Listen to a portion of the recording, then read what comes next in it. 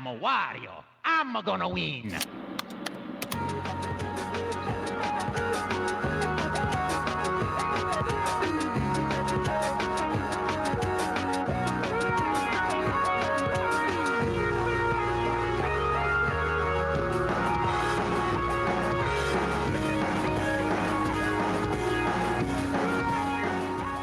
It's time to grind through the end of the week. It's the Grinding Gear Podcast. I'm Garrett, joined as always by my good buddy Kyle. Hi. Who is going to be my Valentine on tonight's Final Fantasy Valentine stream. That's true.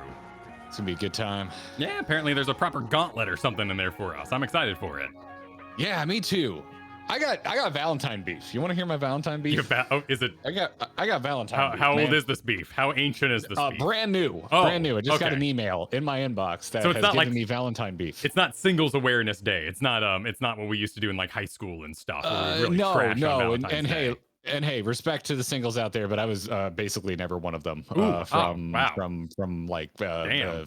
I started dating freshman year of high school. Humble brag. Always, I'm not. I'm just. I'm trying to let you know my biases. I'm not trying to dunk or brag or anything. But I started dating freshman year of high school, and have always had someone to go out on Valentine's Day with ever since. You brave man. You know, I'd so say lucky. No, you had bravery. You had role models, perhaps. You had gumption, can-do attitude. I was, kind of annoying kid, and Blink-182 made annoying kids attractive. So lucky. Yeah, lucky is the really, word we're looking for. Really, just kind of grew up in the right decade. All right, what's your big beef? What's beef? No, I love it. I'm a romantic. I enjoy Valentine's Day. I like planning it, looking ahead, thinking where are we going?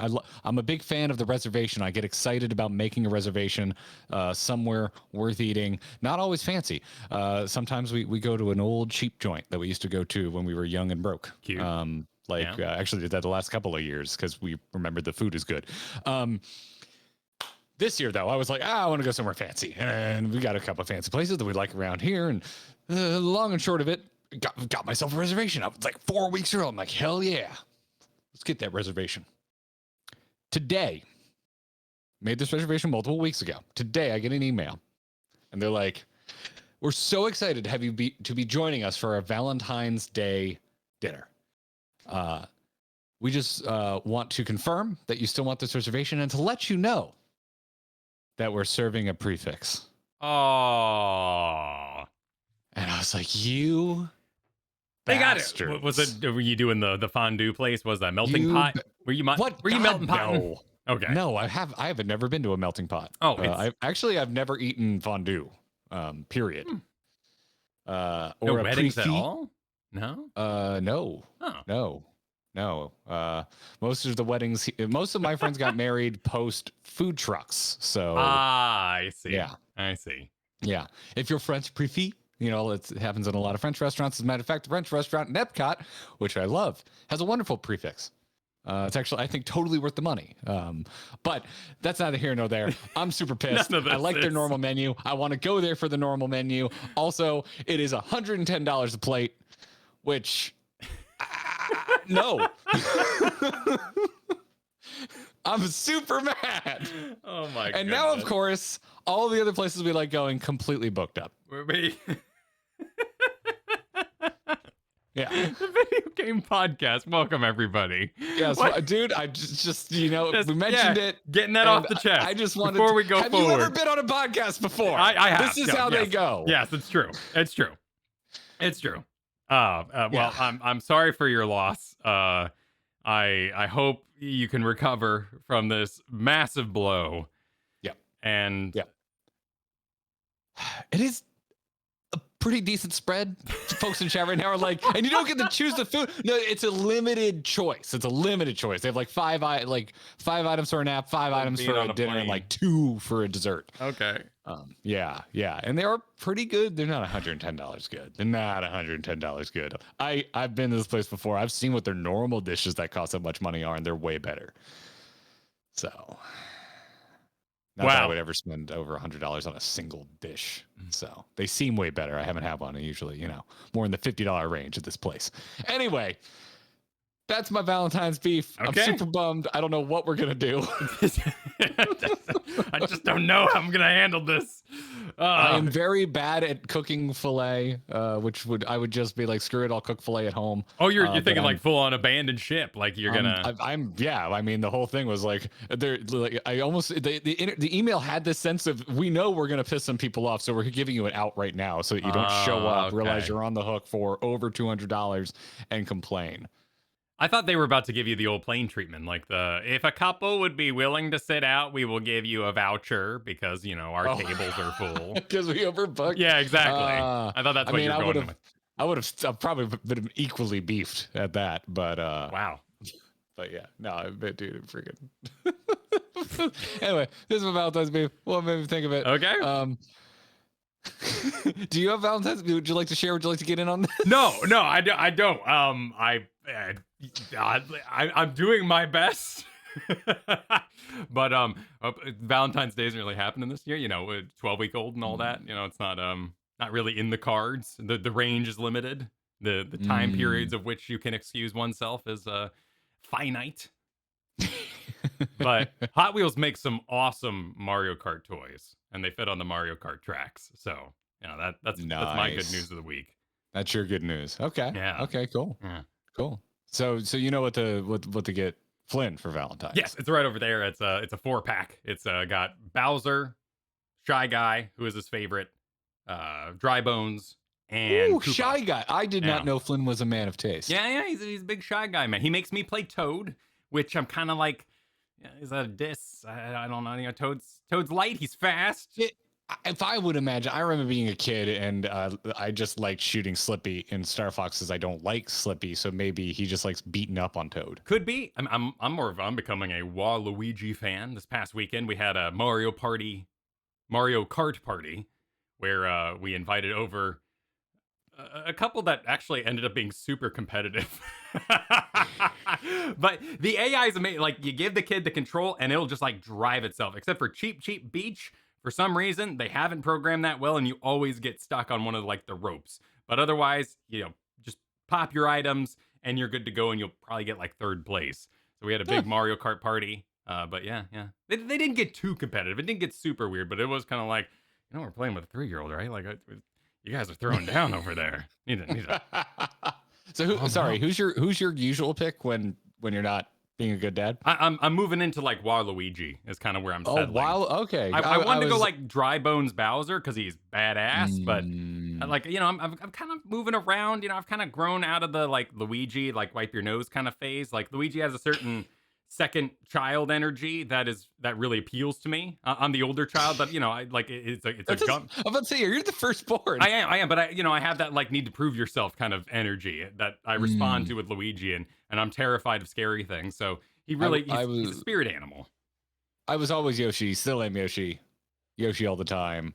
But it was tough because like all my friends wanted to be Yoshi, so we always kind of fight over it. Now you have like 8 different Yoshis you can be. So you can be the red Yoshi, yellow. So like everyone could be Yoshi if you really wanted to. I haven't played much of the new Mario Kart, so it's not really committed to memory. Yeah, I say new, isn't it? Just a port of the Wii U version, like kind of scaled up. I think maybe that's why it has deluxe on it. I can't beefed up. Yeah, yes, that's it. I'm not sure, but it's basically the Wii U Mario Kart. But they have like DLC like maps and stuff, so they're committed to kind of keeping this, it seems, the Mario Kart of the Switch, like the only one they'll make. Yeah, which is really nice because you can kind of invest into it. Well, yeah, and no one knows that it came from the Wii U except for the 3 people that bought the Wii U. Yeah, the Wii U was a rather unrepresented console. They trash on Yoshi, man. Yoshi, I don't know if they did it on purpose, but Yoshi usually has the worst AI, like nearly always last place. They want Yoshi to be bad. They committed. Makes me sad. These are the big shames of the week, really, around here. Now we got a lot to talk about today. We do have a lot to talk about. There's some exciting and dramatic things happening in the world of nerdy ass video games this week. So let's get to this week's news. Good. Oh, great news, everyone. Shove it. Kyle, would you like more Dead Space? While we're talking about EA, I want to squeeze in a quick tweet that happened this morning. to raise attention to it. This was by John Epler, who is the creative director on Dragon Age, who revealed in a tweet this week that when you sprinted on a horse in Dragon Age Inquisition, it didn't actually make you go faster. The Frostbite engine couldn't stream the levels any better. So they just added speed lines and changed the camera so it felt like it was going faster. The Frostbite engine is crap, man. It literally couldn't handle a faster horse. Why didn't they just not give it a sprint? I think we'd all be kind of bummed about it. You get on a horse and it's always trotting. That's not horse energy. That's a crappy horse. Oh my god! Need for Speed is made in Frostbite, and they're honestly the last few have been pretty freaking good. Like, I granted, game worlds wildly different between them, but what the shit? That's insane, man. That's yeah. I've face turned on Frostbite because you know I beat that Need for Speed Heat, which was last year's or the year before, technically the year before. We're in 2023, but you know what I mean. It's not the most recent one; it's the one before the most recent one. That game's great, and it's all in Frostbite, and it looks good. It looks great. Even the characters look good. Well, Frostbite is an amazing multiplayer engine in many regards. It's not a good story engine. Yeah, it's I forget about the dark like decade of Frostbite, like because you just don't hear about it that much anymore. We've kind of like everyone's essentially moved on from Frostbite, but there's it's still happening in the background, and like my last experience with it was really positive. So that's amusing. Good, way to go, Dragon Age. Way to go. I should still go back and beat you at some point. You maybe. That was one where I admitted to myself afterwards. I was like, I played this game just to romance someone, and then I felt done afterwards. That's fair. You know, that is kind of the Dragon Age way. I'm curious if they could even pull off Dreadwolf. They seem to be really focusing on Solus. I think is his name, as I remember it. The sort of it was the elven bald dude. I haven't been keeping up with anything. It's been so long that I'm like, I remember almost nothing about your world. Just show me the game. And the best part of Dragon Age Inquisition, which is a manor you come across in one of the final zones, you're actually terribly overleveled to enjoy it.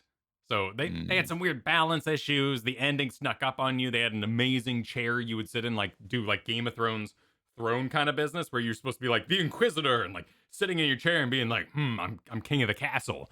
And you used it like 3 times for very, very minor decisions. Like Dragon Age is a ripoff of Game of Thrones, but it was done before people knew about Game of Thrones. Like Darkspawn, The Wall, it's all very like 1-to-1. But Dragon Age was more popular than Game of Thrones. At the time. Yeah. And now Game of Thrones is probably the most singular famous piece of fantasy fiction, which is insane to me. But I think, like, my parents, I say Lord of the Rings to them. I don't think anything springs into their brain, but I say Game of Thrones. I'm sure they can at least think of the logo. Sure. Yeah, it's a interesting one. There's a language barrier for Lord of the Rings. You know, it's written in a very old style that certainly gave me a lot of trouble when I was younger. The audiobooks are great. Yeah. And they're real good. And then you got like Dune and stuff like that too, which we're currently going through. We made it to book 3. We're on Children of Dune. Things are getting increasingly weird, but hey, he grew his own mushrooms, so, you know, that's how he came up with the planet. Now people are asking the age of my parents in chat. I don't know why you're asking me that question. I'm not sure how the age of my parents adjusts the reaction to they probably don't know what Lord of the Rings is. I mean, there was movies, you know, the movies were big, the New Line Cinema. They haven't seen them. They've never seen them. They've never watched them. Yeah. I've asked them if they'd like to watch them, and the answer is no. So I think to my dad, they're still books. There are people who just don't touch fantasy. Like, it's got to have a real gun in it or it doesn't work. And some people can even do like zombies. And then there's people who, you know, love motorcycles so much that, you know, they'd rather play. What was the one with the motorcycle? Days Gone. Like, we all have preferences. Oh. And sometimes preferences become so large that regardless of like quality of content, it can dictate you in certain directions. I thought you were going to go with like Terminator for for motorcycle. Terminator's cool. Yeah, Terminator's cool. Mm. Terminator hasn't been able to reach that saturation point like Total War has. And I think Star Wars has really gotten there. I think that's really the victory of the last year or two of Star Wars is we finally reached the point where there's enough Star Wars that you can kind of just web your own talent tree of what you like. And you don't have to be like that super fan that likes everything and like gets defensive about it. Because you can just be like, well, I like this, but I don't like this, but that's okay because I like this. And that's a happy place to be. Fantasy. But I like all of it except for Rise of Skywalker. Oh, and fantasy, like Lord of the Rings, doesn't necessarily have that because it's constantly battling with itself. There's also the issues of like, the letters, the Tolkien's son, is it grandson now maybe? But the mysterious letters of Tolkien that keep being published in new stories. I'm having this trouble with Dune 2 right now. Like it's just after book 3, it's like his son writing it with help from someone else. And you're like, is this really like what the writer intended originally while he was on said shrooms? Well, I intended to talk about Dead Space, and then you surprised me. Oh, please continue. Kyle, would you like more Dead Space? Is this really a GQ article? Oh, This originally came from GQ. You brought this to my attention via a GameSpot article, but all that GameSpot article is doing is quoting the GQ article. Oh, interesting. You used to read a little GQ. I had no idea they were doing video game reporting now. Yeah, I'm like scrolling through it for the stream. Like, is GQ good? I'm just before I put it up because I used to enjoy learning about suits from yeah, GQ. yeah. Well, GQ. I like a good blazer, Kyle. I mean, I don't think there's any naked people, but GQ is kind of in my mind of like we interviewed the swimsuits and there's a button for swimsuits, kind of like old IGN. I feel like that's Maxim. GQ is like Maxim, men's okay. fashion. Oh, okay, okay. GQ is like, look at Silver Fox George Clooney in his nice jacket. Sure. Well, when we were younger, ITN had like hot tub of the day, like right up there, always flashing at you. Hot tub. Oh, I guess so. I guess so. We've calmed down. Sports Illustrated still do the swimsuit edition. Is that a thing they still do? Are magazines even still around? Yes. Yeah, they are. Yeah, I've been to doctors. Well, no, not in the last 3 years. They haven't had magazines because touching and sharing.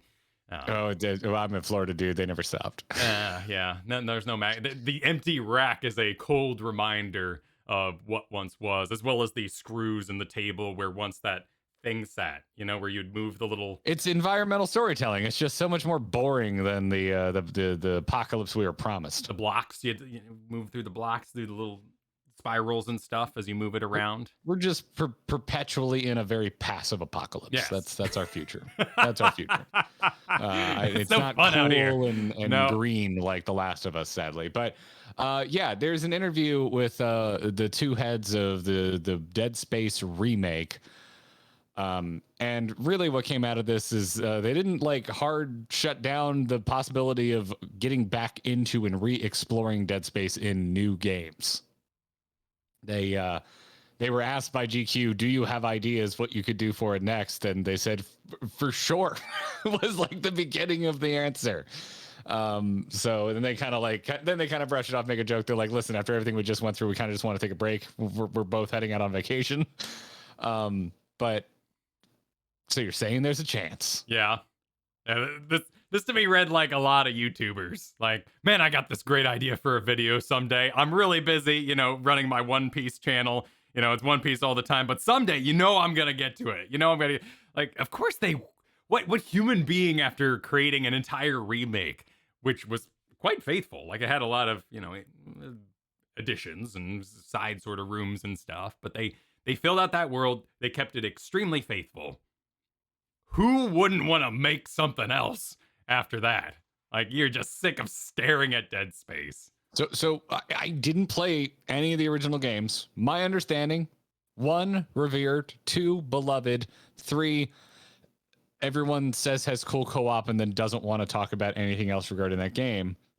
This is my personal osmosis as someone who hasn't played it. So what do you think? You think they remake 2 and then retcon 3 and chart a new course? I don't even think you have to retcon it. 3 was just such a military shooter departure. There's no need to really worry about it at all. I mean, also Isaac's nuts. You can do whatever you want. The guy's nuts.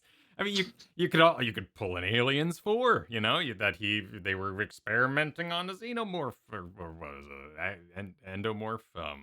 The necromorph. That's a thin person, I think. Necromorph. Necromorph. And they like found some Isaac DNA, so they brought him back because he has the secrets in his head. And my God, you could just do it. You don't have to worry. Or you about could it just too tell a much. new story in a new corner of that creepy ass universe. Yeah, sure. Or come up with a new character. That'd be cool. I'm okay with that. I Yeah. love. There's a throwaway line in the beginning of Dead Space remaster, which I feel like opens up so many more possibilities for monster designs. And 2 has some of my favorite monster designs. Like 2 is an amazing art book, if you will. Like that's the kind of game you would buy the monster manual, art book, all the background features for, but the game is kind of like, like I mean, honestly, like Hellboy in some regards, but there's a lot of products like this where you're like, wow, that was beautiful. Wow, that was awesome. Too many cooks in the kitchen when it came to the story, but rather nice, nice robots in that one. Star Wars, well done. And you got to see the market square in Obi-Wan. You're like, you know what? That was kind of worth seeing, the market square. That was nice. I just like the final fight in Obi-Wan a lot. I just like that a lot. That too. I did that a lot as a kid. Me and my dad, we would say, "Hey, let's do a movie night." And what we end up doing is we'd use the chapter select feature, and we watch 5 different movies and just the fight scenes. Oh, dude, wow, yeah, big difference between you and me. I can't do that. I can't. The only thing I do that with is I used to be like, when I got a new TV, I would load up just the tree destruction sequence of Avatar 1. Because I never need to see that movie again because it's kind of boring, but it sure is pretty. So Sure. I get a new TV. That used to be what I load up. Didn't do it with this new one because, well, first of all, I don't have a 4K version of Avatar, and I'll be damned if I'm ever buying Avatar again. But actually, I think the first thing I loaded up was Dune because I got it shortly after Dune came out. And ooh, buddy, oh, Dune looks good. Also, Dead Space looks good. I moved the PS5 back out to the living room. Been playing it, and holy crap, that game looks amazing. Oh, did you end up having a darkness issue, like with the lighting? Because not really, no. And I went and watched, I think it was IGN's review, and it looks like my game. Okay, so cool. So then other streamers were cheating that I saw, because I saw I think so. Yeah, a lot of cranked light. Yeah, because IGN's review was in 4K, I believe, because I remember thinking it looked weirdly crisp for a YouTube video on my TV. But no, I think it's just supposed to be. I think it's supposed to be dark. Like, I think that's kind of the point. Also, apparently, they did have an issue with muddy textures in the environment, which wasn't helping, and that was recently updated in a recent patch. I mean, we played this day one, and I had no complaints. Like, I'm glad they fixed something, but I didn't care. It is a stunningly beautiful game. Like, it is. Actually, we haven't had a chance to talk about it. This is our first time talking about it on the podcast. We streamed it last Friday. If you want to see our day one impressions, also see me play Dead Space for the first time ever. We streamed it last Friday. It's in our live stream playlist. It's on our YouTube channel, youtube.com/AMOTV. Didn't mean to make this a promotion, but go give it a watch. Because also I yelled a lot. I was terrified. The game is terrifying. I didn't think it was going to be scary because it's a third-person game. Resident Evil 4 does not scare me. Resident Evil 2 Remake did scare me a little bit, but not a bunch. But Dead Space is legitimately terrifying.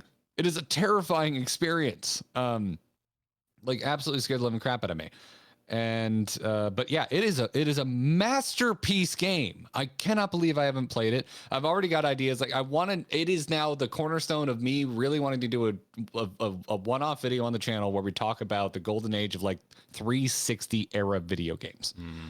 Even though that it wasn't a 360 exclusive back in the day. I think it was also on PS3. But like that era. Because I'm becoming nostalgic for it, and I was already kind of thinking about it a bit, and then I played Dead Space, and it all came rushing back. I was like, I miss this era of AAA game, like, big time. So I've already got kind of an idea for a video I want to do. doing non-Final Fantasy videos right now is a little scary after our video this week. But I mean, yeah, we'll talk about that a little bit. It's actually it's a fascinating thing. You know, we can talk about that a little later too. Yeah. But it is interesting because a lot of people are saying our next bit of news is a result of Dead Space doing well. Not ready to jump ahead quite yet, but like Jedi Survivor getting delayed at all. Is EA being like, oh damn, like single player games sell? Wow. Yeah. And I think that could be true. Obviously, if we say this golden age, like, yes, there's no microtransactions. There's not a lot of menu fluff. The game is very simple. It's very HUD light. It doesn't commit itself to the level of like camera work that something like God of War 2018 does. We're never ever breaking the camera. And they're not doing like it's now a movie Last of Us remastered. It's just very immersive. And it was a great idea. And the gameplay puzzle of it is amazing. I mean, anybody who wants to be like, Doom, I've never heard this before, but I'm sure there's, people out there that are like, Doom is stupid. What a dumb game. You know, it's just I don't really care for Doom. It is a puzzle shooter.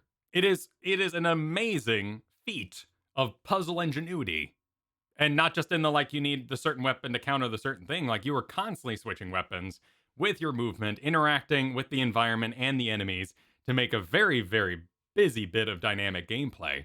And cutting off limbs is fun. It's a great mini game that works extremely well and helps communicate future monsters you run into. And as the game progresses, monster types change. That core stays with you, but it evolves. And it just makes for a really, really fun thing. Now, I think there's a lot of guesses as to why we don't do dismemberment like this anymore. I think a lot of it was, other markets, YouTube sensitivity, everything else like that. We started becoming more aware of that and having issues.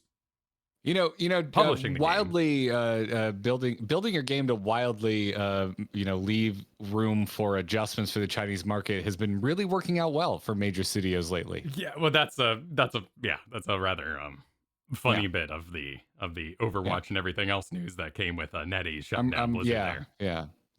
Yeah, I'm not feeling smug about it at all. No, please give me a watered down experience so that you can make money in territories that don't affect me. Right, and then have them immediately put out their own version of it, stealing your intellectual property and say, well, we're definitely. Yeah, it's rather fabulous. Yeah. But I love this thing. Like, I'm a huge Dead Space fan. I'm not like a Funko figurine kind of guy, so like my fandom is very isolated to my own head. I don't really let it like spill into my shelves. But don't mention Funkos. I'm gonna go off. I think they're the lamest collectible on earth. I'm just saying, like when I share like a fandom that I have, it's often like very close to my heart, and it's not represented in my background. So I'm preferencing here. But I think Dead Space is one of the greatest games of all time, and this remake is freaking fabulous, and I loved watching you play through it. It's basically a perfect game. I haven't finished it. I'm still far from finishing it. I got back into Ragnarok, but like I haven't picked up a game and been instantly just like, holy shit, this is one of the best things I've ever played in a long time. I don't mean to keep beating up Ragnarok, but it's it's a third person single player experience, so it's a good touch point right now.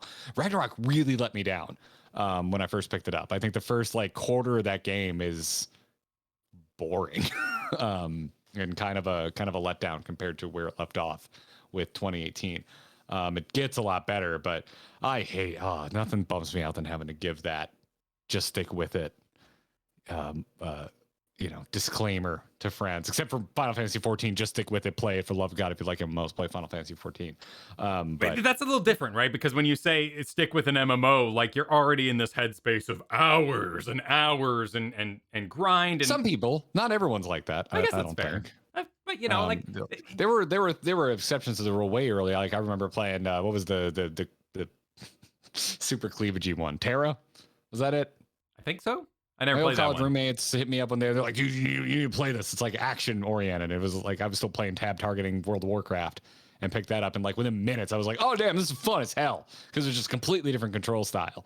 So that was an MMO that kind of grabbed me right away, though I didn't stick with it. But yeah, nonetheless, the Dead Space game is, point is extremely polished experience. Yeah. Like, damn. My biggest critique is they added one scene from Dead Space 2, which I never liked at all. But I will leave that in the spoiler territory. It's extremely specific, and you can hear Kyle go off about it in the stream VOD. Exactly. More prompts that direction. I would love to see more Dead Space. I would love to see more Jedi Survivor, but I'm gonna have to wait for it. Yeah, 6 weeks. Is this good news to you? Or I almost unanimously consider delays good news. They've been kind of bad though recently, right? Like, Cyberpunk and others. Cyberpunk was almost 3 years ago now. That's true. I just feel like delays are just a sign of things to come. Maybe not for Respawn. But I do feel the delay Anthem Cyberpunk kind of, we're delaying it to get it ready for you. We would never release anything broken. To me, it's like, oh no, it's all going awry. They also have the previous game to lean on. Like I already have their resume. We have a Jedi game in the can, and it's good. So they built up goodwill with me. I trust this team. I trust this now franchise because we're about to have a second game in the series. So yeah, I read this. I read that they put out one of those famous text images on Twitter. Sure, we're very used to seeing these now. A lot of times it means anytime I see these. By the way, my brain immediately goes, "Oh no, what did you do?" Because I see one of these and I immediately just assume it's a "we hear you" statement. Oh well, that's better than where my head went. Sure, okay. I was thinking, what did your creators do? Like, I don't. But okay, yeah, or that's or better. it's that's either better. we hear you or someone or multiple people have been fired. Yes. For shitty behavior. Like when I see one of these images, that's where my brain goes. So when I read this and it's just for the last 3 years, yada yada yada. Where is it? In order for the team to hit the Respawn quality bar, provide the team the time they need, and achieve the level of polish our fans deserve, we have added 6 crucial weeks to our release schedule. Star Wars Jedi Survival will now launch globally on April 28th. When I got to that point, I was like, oh, thank God. Okay, that's all it is.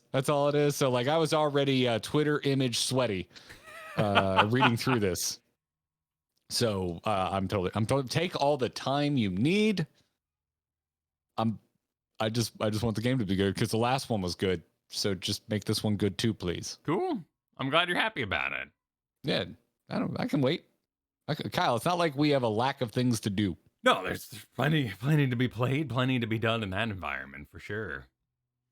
Yeah. Press F for Anthem. That's all Anthem was one big F press. Yeah. I believe we call it an L nowadays. That was a big L. I think we already pressed F for Anthem. Yeah, the F was pressed many, many times for poor Anthem. Anthem F'd itself. Yeah, I was proud of it.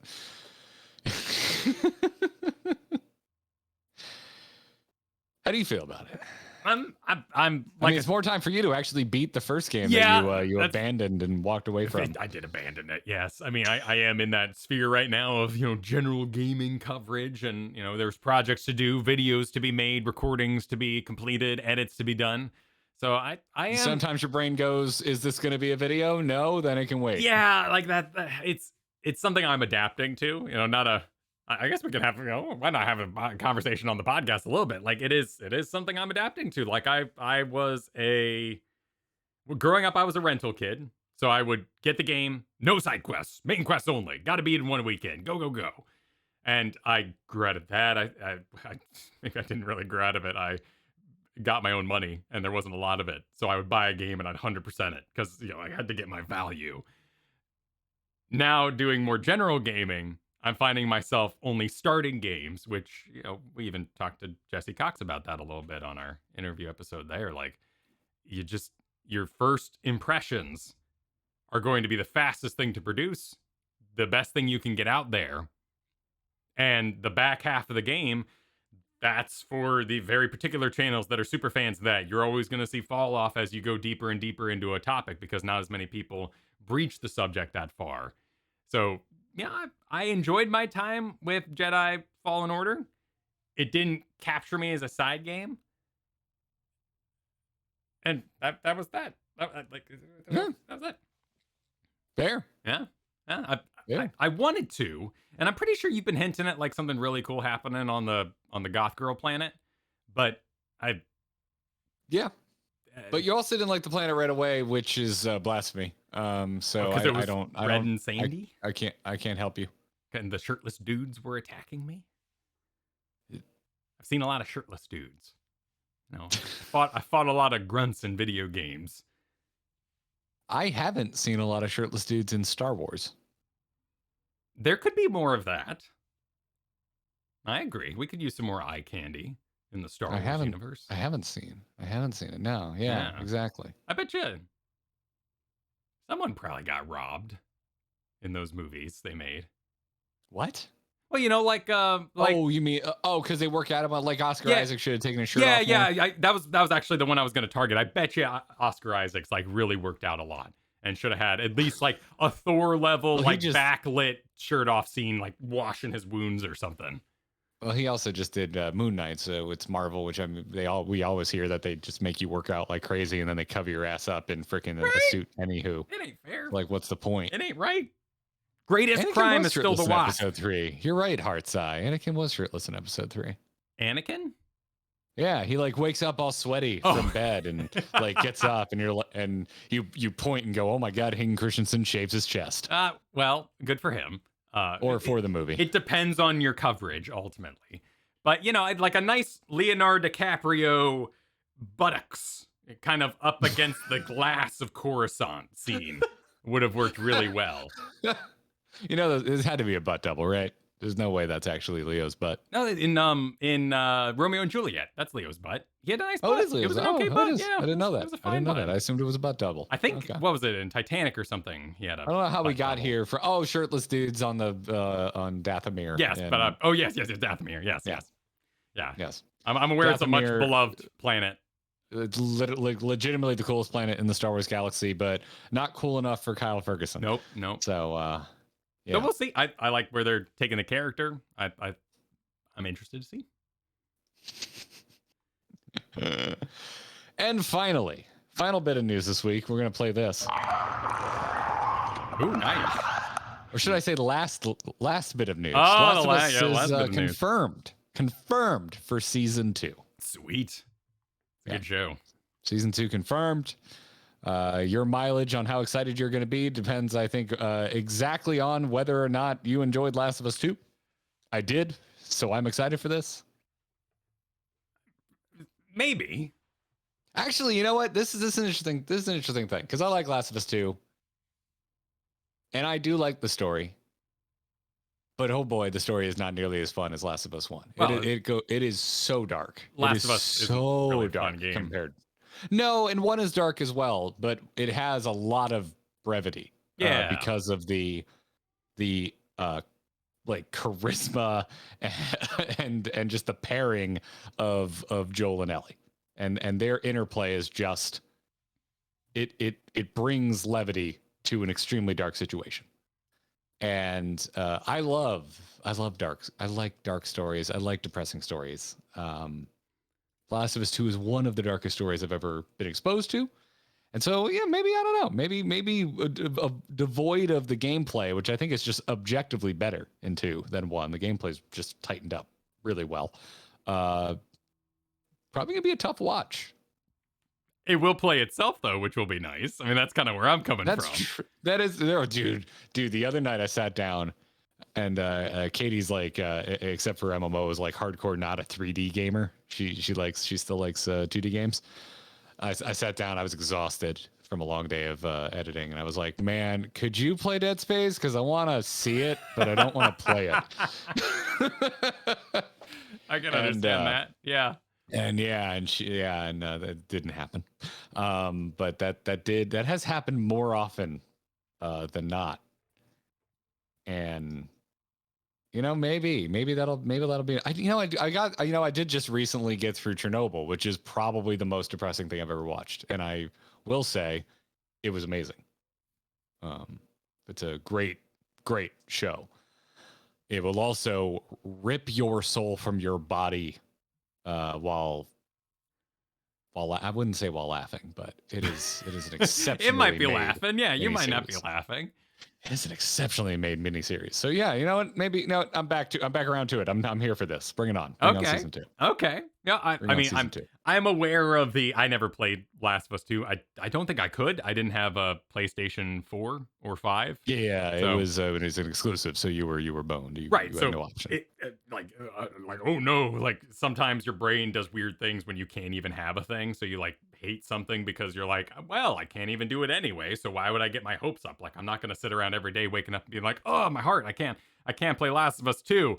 Man, I love that game. Like no, I think Last of Us exists in a very special place in my mind where I beat it within 36 hours. I did it in 1 week, and it was this marathon emotional thing that destroyed me. And I saw the news that came out about Last of Us Part 2, and Joel was my character. And I just kind of went, oh, that's the story they wanted to tell. I'm not that interested because, you got rid of Shepard. So I want Shepard. And it's not Shepard. I like that reaction. Yeah. I like that reaction. Like and we can explore like people being monsters. That's really the turn-off side of it is Last of Us has these minute moments, and I included one in our video this week I had, where you'll like almost knock a guy down, and as they're like crawling on the ground, they're like, please, no, and like video game, calm your shit. You're presenting a puzzle to me. This guy was shooting me, and now you're gonna make me feel bad about playing your video game. Why would you do this? And from the many clips I saw of Last of Us Part 2, it was just rich with that. You like a dog would like run around the corner. You're like, battling off your arm. You're like, no, knife. Oh, geez, I barely survived. And then someone would run up and be like, they like drop their rifle and be like, no, sneakers. Oh my God, sneakers. And you're just like, you're the one who did this video game. I live for that shit. At least because if you were in that experience, life or death, you just make a call. You would just make a call, and there would be consequences. I live for that shit. There can be consequences, but I'm like, I'm not responsible for what you just did, Ellie. Like I'm not. Oh, you're gonna have a bad time with God of War Ragnarok. Maybe. We'll see. I'm already having a bad time with Ragnarok, but we'll see about that. That's because you're in the first quarter. We'll see about that. Yeah, not great. But yeah, there's a lot of introspection in Ragnarok, so you might maybe put up some guards for that. Okay, as you continue. Interesting comment. There's some introspection and looking inwards and calling to question if one should ever resort to war. I mean, and is bringing up, is retweeting it, giving it validation. Like, of course, there was just absolutely asinine, insane takes on Last of Us, which is just a turn off to like not even interact with the audience. Oh, 100%. Yeah, and that's 2. why we talked about it on stream last week, and like that. I'm so thankful that I have this, that I can talk to you. You can be like, yeah, I didn't like Last of Us 2, and we can just talk about it instead of like, because there was such ridiculous, abusive reactions that I think really poisoned the well for having fun debate. Like actually having a discussion, talk about why did someone like it versus why did someone not like it, because there is an elephant in the room now around Last of Us 2, the same way there's an elephant in the room around so many other pieces of media that some people decided they didn't like it and wanted to go too far with how much they didn't like it. Yeah, and this happens inside communities sometimes. Like I ended up this weekend in a rabbit hole, which is happening a lot recently. I got the 11 week on me right now. All you have like is a hand free for your phone as you intricately work the exact position that keeps them asleep. So, and I'm not a big mobile gamer. Like I really don't like Hearthstone on my phone. I don't like pressing tiny cards.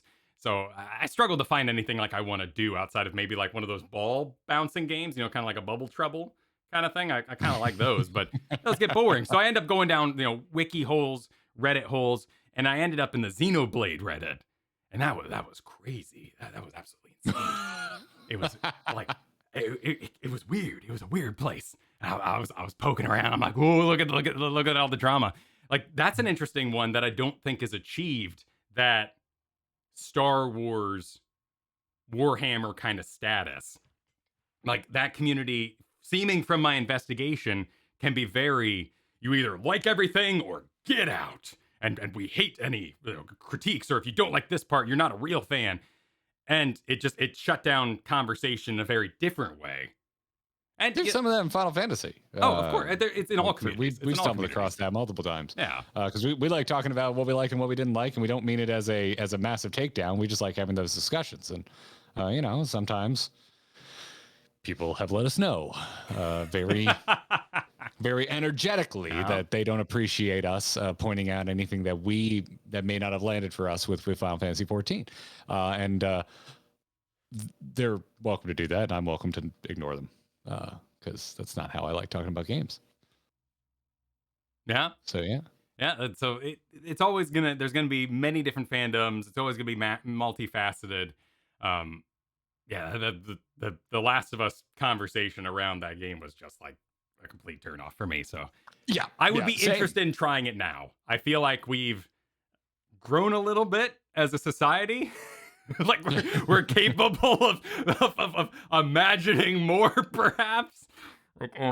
That would listen. I know we're coming off the back of maybe a less than stellar Last of Us video in terms of performance, but it would be a really cool video is if you played through it and still didn't like it. Is that we just have a pro and con on Last of Us 2 and we just kind of hash it out. Sure, and it'd be interesting for me now. Is you kind of a played unplayed sort of thing to go through Last of Us 2 and kind of see, after digesting the community, how I actually receive it. Because when you dig into the complaints, like there's entire parts of the game dedicated to why people are the way they are, why people are buff and then become unbuff. Like that's kind of how the human body functions and gains muscle mass. And it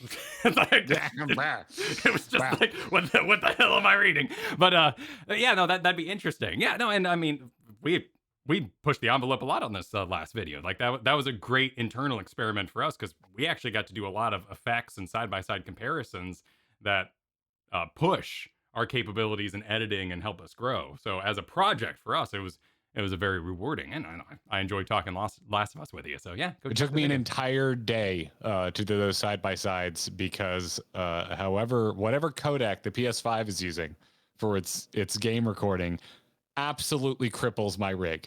I've never taken so long to do the smallest amount of edits. There was so much pain and suffering in this week's video. I'm a little tired this week, Kyle. Sure, no, it was a lot of work. That was a lot of work, and we grew because of it. We grew because of it. Maybe you did. I'm still working through it. Yeah. Well, yeah. I'm still in a cast. Yeah. No, it is. I need to upgrade some stuff is what I found out this week. Oh, the computers. Yeah. Our computers are not prepared for that level of editing, mastery and execution in many regards. Yeah. But yeah, to that note, like it was also really weird to have some Final Fantasy people come by that video and be like, Last of Us is crap. And you're like, you guys just endured how many years? Thinking about the Xenoblade community, like how many years of anime hate have these people been through? And to do that to other creations, other video games, it strikes me as bizarre. It's a bummer, but I mean, I've seen it time and time again. Like Marvel gets big, and then you get the Marvel gatekeepers, and it's like, sure. I know you were teased for it growing up. So why are you doing that to other people? And I did it too for a time. I was 16, 14, 16, of course. So like I can kind of like, cringe and like put it in a box and push it in the closet and be like, I'm better now. But I was there too. I was the exact same way. People made fun of you for anime, for imagining doing attacks on the playground. Probably one of the bigger culprits, of course, than just liking it. And, then Marvel comic books, this thing that was very ostracized, suddenly becomes mainstream. You go, well, hang on now, I'm gonna gatekeep. We didn't call it back then, but I'm gonna put it wasn't a buzzword, but yeah, I'm gonna put up these defensive barriers that don't let other people in to enjoy this product. Yeah, it's weird. It's strange. Don't do that. I don't know.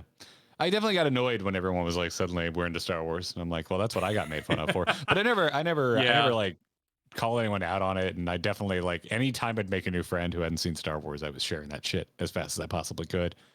So I'm not trying to like make myself sound like, oh, good guy Garrett, never gate capped. I'm sure I was a dick at some point about something, but most of the stuff I like, I always wanted other people to like it. I wanted to share it. So. I mean, we were literally defining ourselves through products like you do, and then surrounded by people that we may not like. That's school, particularly high school. Like you gotta, pretty much. You gotta adapt and what if you had to be in the same room with YouTube comments? That's what school's like. My mom made me a custom, like, out of cardboard. She spray painted herself over a bicycle, like a motorcycle helmet, Vader mask. And I was just some spaceman. Oh, a spaceman at every door I went to that year. Like, I was 9, and no one knew who Darth Vader was. Suddenly, the big movie remaster, whatever thing happened, and everyone's like, I love Vader. And you just go, no, you don't. How dare you? Full of crap. Yeah, exactly. Now you like it. Now they're big. Oh, now it's okay. Exactly. Yeah, exactly. I know we're having this conversation inside The Last of Us. I don't think Last of Us really had that issue. I do see a lot of people trying the game for the first time, which is pretty neat. Like, there are people who are sales of both titles shot up in the wake of the premiere. And then number 3 here was like the most watched thing besides a Game of Thrones. It was the most like episode 2 to episode 3 growth. Like, more people watched 3 than watched 2 on opening on the first night.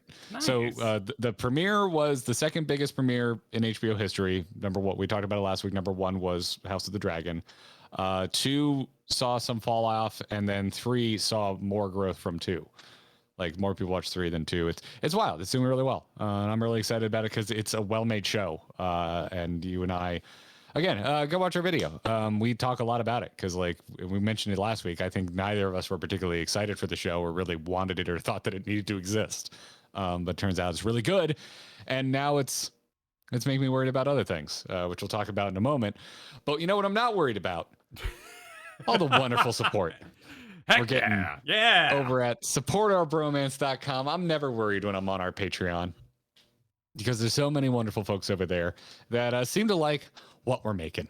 So if you like Kyle and me getting together, maybe doing this podcast, but not just this podcast, if you want to support us, because it's the Garrett and Kyle Patreon. That's it. It's just the Garrett and Kyle Patreon. Everything we do together, you can support it by supporting our Patreon. Go to supportourbromance.com. It'll take you directly to our Patreon.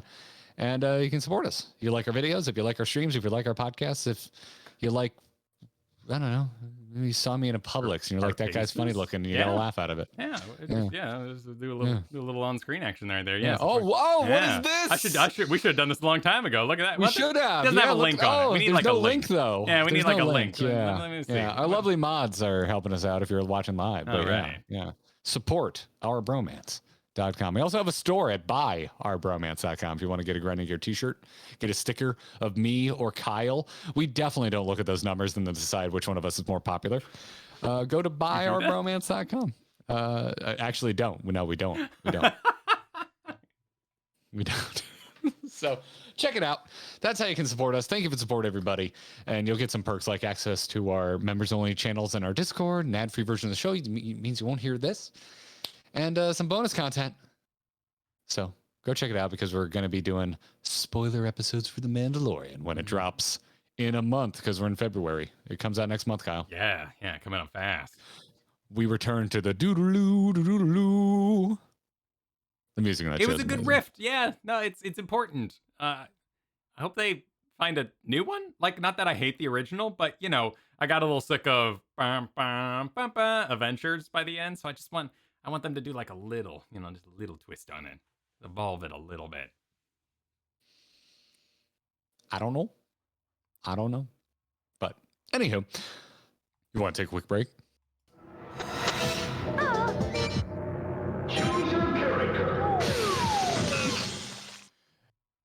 I'm going to just level with our audiences. There was news this week that Ragnarok reached 11 million copies sold, and it's just a wonderful excuse to check back in with Kyle about where you are in Ragnarok, because I believe you are firmly in what I consider to be the boring first quarter of the game.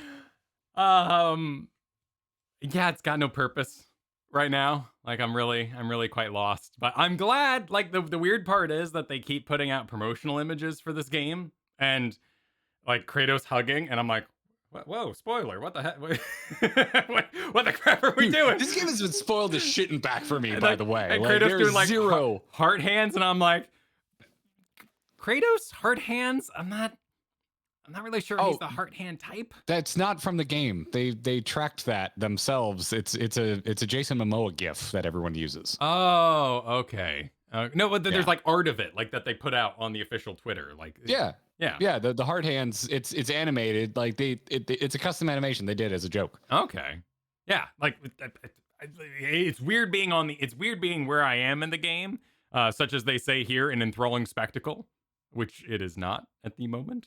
No, I agree with you. I really want us to both finish it because I really want to I really want to see it through, but it's got some pacing issues, man. Yeah, it feels like an expansion pack, which I think would have been a very healthy place for it to be. Outside of, we don't do expansion packs right now. Like if it had just like come out, like they're like, hey, keep playing your game. You're gonna keep all your loot.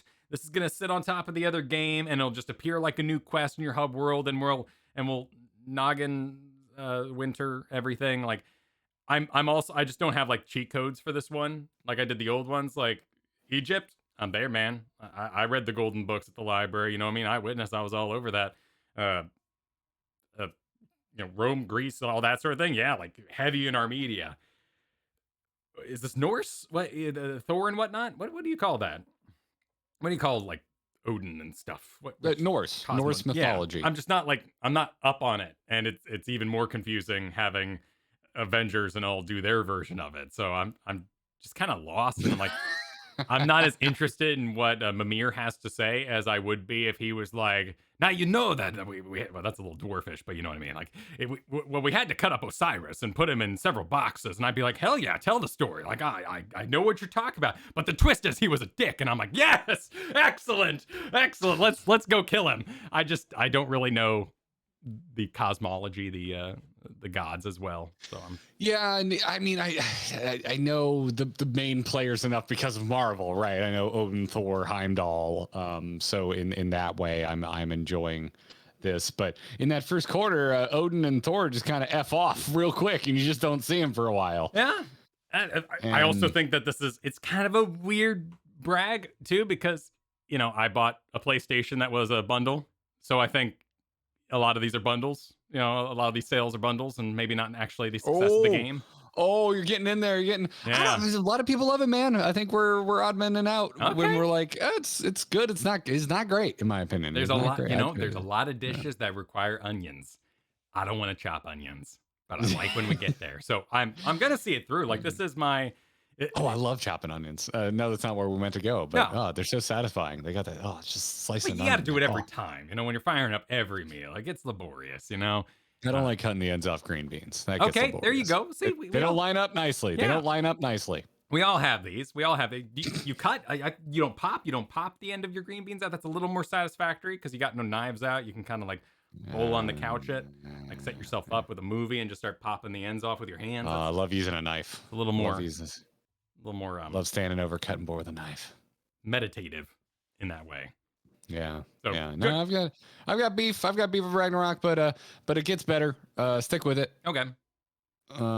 Really, the shame is it's just sitting like right on top of my Persona 5 time, which Persona 5 is it's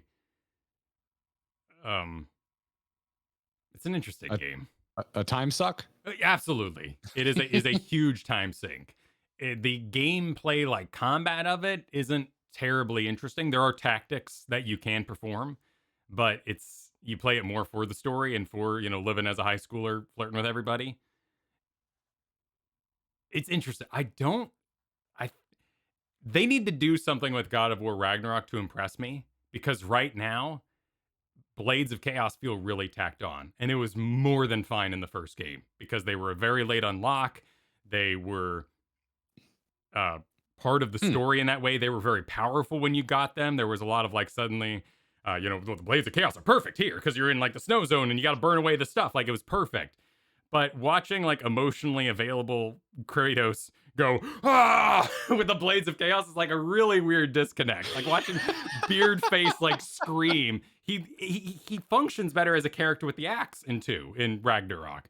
Anytime I get out the Blades of Chaos because they're the preferred enemy for fighting things, I'm kind of like, this doesn't really seem like him. He doesn't really seem the chaos type right now. I don't agree with that at all. I really enjoyed having them out the gate right away. And I like that they very quickly introduce like elemental weaknesses. Like this one's Sure, frost, then it's you're an gonna get through the expansion, armor a right? lot faster if you use the. Yeah, no. it builds on it. I prefer the axe. I think the axe is just cooler, which is hilarious because when we were on stream the other day playing Final Fantasy 14 and people were like, yo, when are you going to play Warrior Garrett? Because I know you love tanking. I'm like, eventually, I think axes are lame. Like, I don't like axes. I don't like axes. And the only thing lamer than an axe is a hammer to me. Like, if you're going to use a two-hander, it should be a big freaking Braveheart sword. That's what I want. Or dual wield like Legolas swords. I don't like axes. I don't like hammers. But I love the Leviathan axe. It is one of the coolest video game weapons in the history of all video games. It's a solid weapon, but I think the Blades of Chaos with the closer camera, without a jump and all that sort of thing, like the old games had, it functioned better as it wasn't an Easter egg by any means, but it was a story beat. When you wield them, there's a pain associated with it being on your wrists and like the danger and evil of these weapons. And just seeing, Dad Kratos now go, like bend his spine for a big jump slam. I'm just like, everyone's like, are you doing okay, old man? Yeah, you're doing okay, old man. Yet he's out there like he's still a god, spinning himself like mad, and people are being like, this guy's on his last leg, like he's ancient, y'all. There's interesting. I'm having a weird disconnect with the Blades of Chaos as an old God of War fan, and maybe it's just like he's not pissed enough right now to be chaotic. I mean, I could I think sometimes like there are things that are just gameplay, like Hades having a machine gun with a falcon on it or something. Like sometimes you just go, well, whatever, because it's not a story game, right? Like I actually really like the gun in Hades, so it doesn't bother me there. So I've got more gripes that hopefully will dissolve with time, because I am spending so much time in load screens. Really, just this whole first fourth of the game is just across the tree, across the back, across in the tree. The love go through a hole, and it's just load screen hell. Yes, yeah, that's what annoyed me. I had no issue. I really liked it. I was really glad they didn't friggin' Metroid this out the gate and didn't like take shit away from you to just make you go get it again. True. Like I really respected the game for not pulling that bullshit. So. Yeah, to me, I mean, it's a concession to a certain degree. I think to have the way Kratos fights, it's like he's still a god. Like even though they're old, like Odin's really understated, but everyone's still friggin' afraid of him. Like he's gonna throw down at some point. Something's gonna happen with that. That's getting mad at me for my takes on Hades. Yeah, I do think. The gun is the worst weapon in Hades. It's stupid. It shouldn't be there. I hate that thing. There are I just have disconnects with Hades that are fine because I treat it as a roguelite. I treat it as a puzzle game that I play when I want to do, like when you come to what's her face singing and she's like la la la la la la hello, and you're just like, whoa, how did you stop singing so fast? Like there's there's clunk in there that and I don't really care about solving. I mean, dude, if we want to just talk about hyper-specific things that took us out of Ragnarok, when they break rock walls and then they just kind of they just turn the opacity down as they're breaking away. I'm like, there's a beautiful falling away animation. Why is it getting see-through? Why? Like, there's these little things in Ragnarok where I'm like, this is like an 80% AAA, and there's like little 20% B game situations going on in the fit and finish of it. Yeah, or fighting lizard folk for an extent. Like, we'll see. Yeah. I'm not prepared to give my review at all. But yeah. It's gotten a lot better. I hit a new thing that I thought was weird. This really cool moment later on that felt extremely rushed. And I thought back to the part that you're in right now going, we couldn't have cut like 20 minutes off of this to develop this thing later on that's way cooler. But that's me. It's probably not that simple.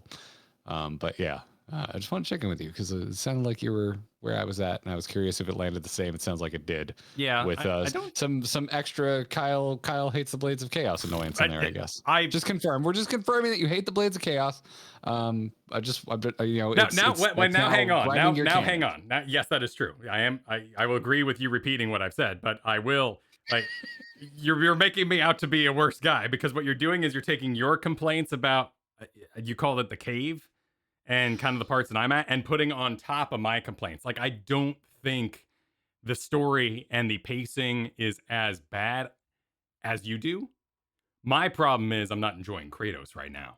I don't think Kratos is an Mm. enjoyable character for this point in the story. And because of that, I'm seeing a disconnect in bearded Kratos screaming when he's fighting like little tadpoles on the ground. I'm like, are you really that mad, dude? Like, they're just like, these things are easy. It's a video game. Yeah. It's a video. It's like you're Joel's sad in Last of Us, and then he has to go murder 20 people. Like, it's a video There's game. going to be There's concessions. if you overthink There's it, concessions. right? Yeah, if you overthink it, right? There's going to be. There. But I am a God of War super fan, if you will. You know, no Funko figurines or anything like that. But What's with the Funko figure?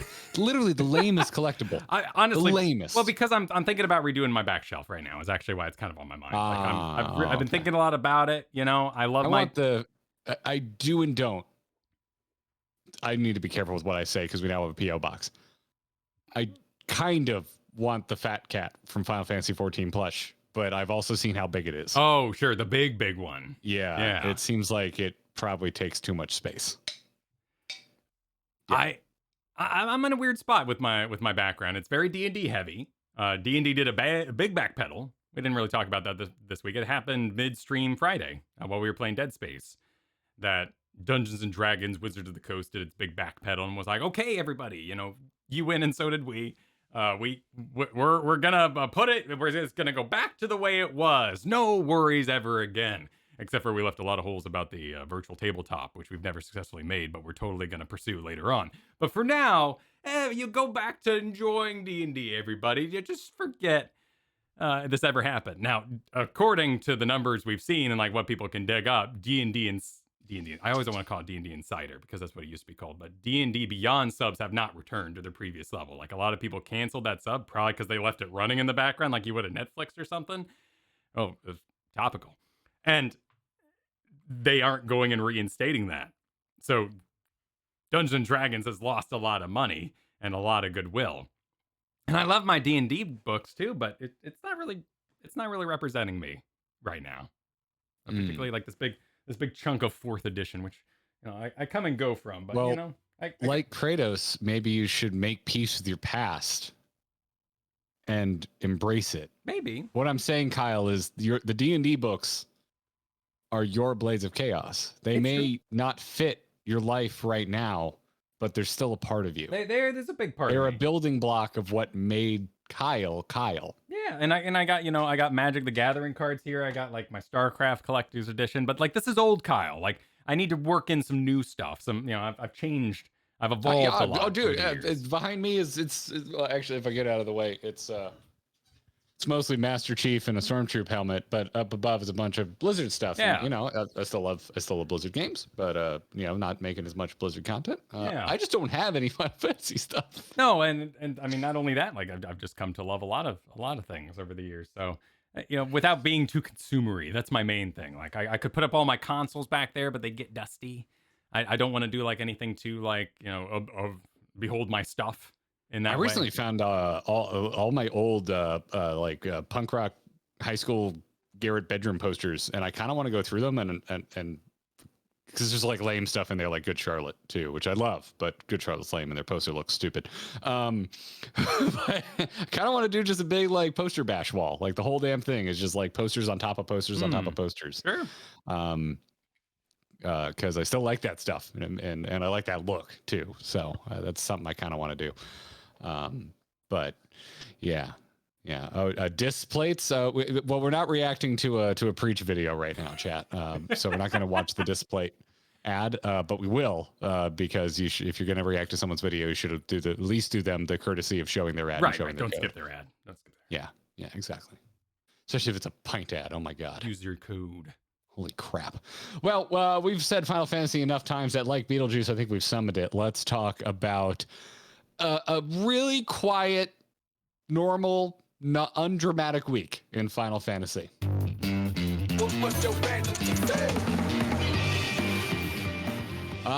Yes. There's a new ultimate in town, Kyle.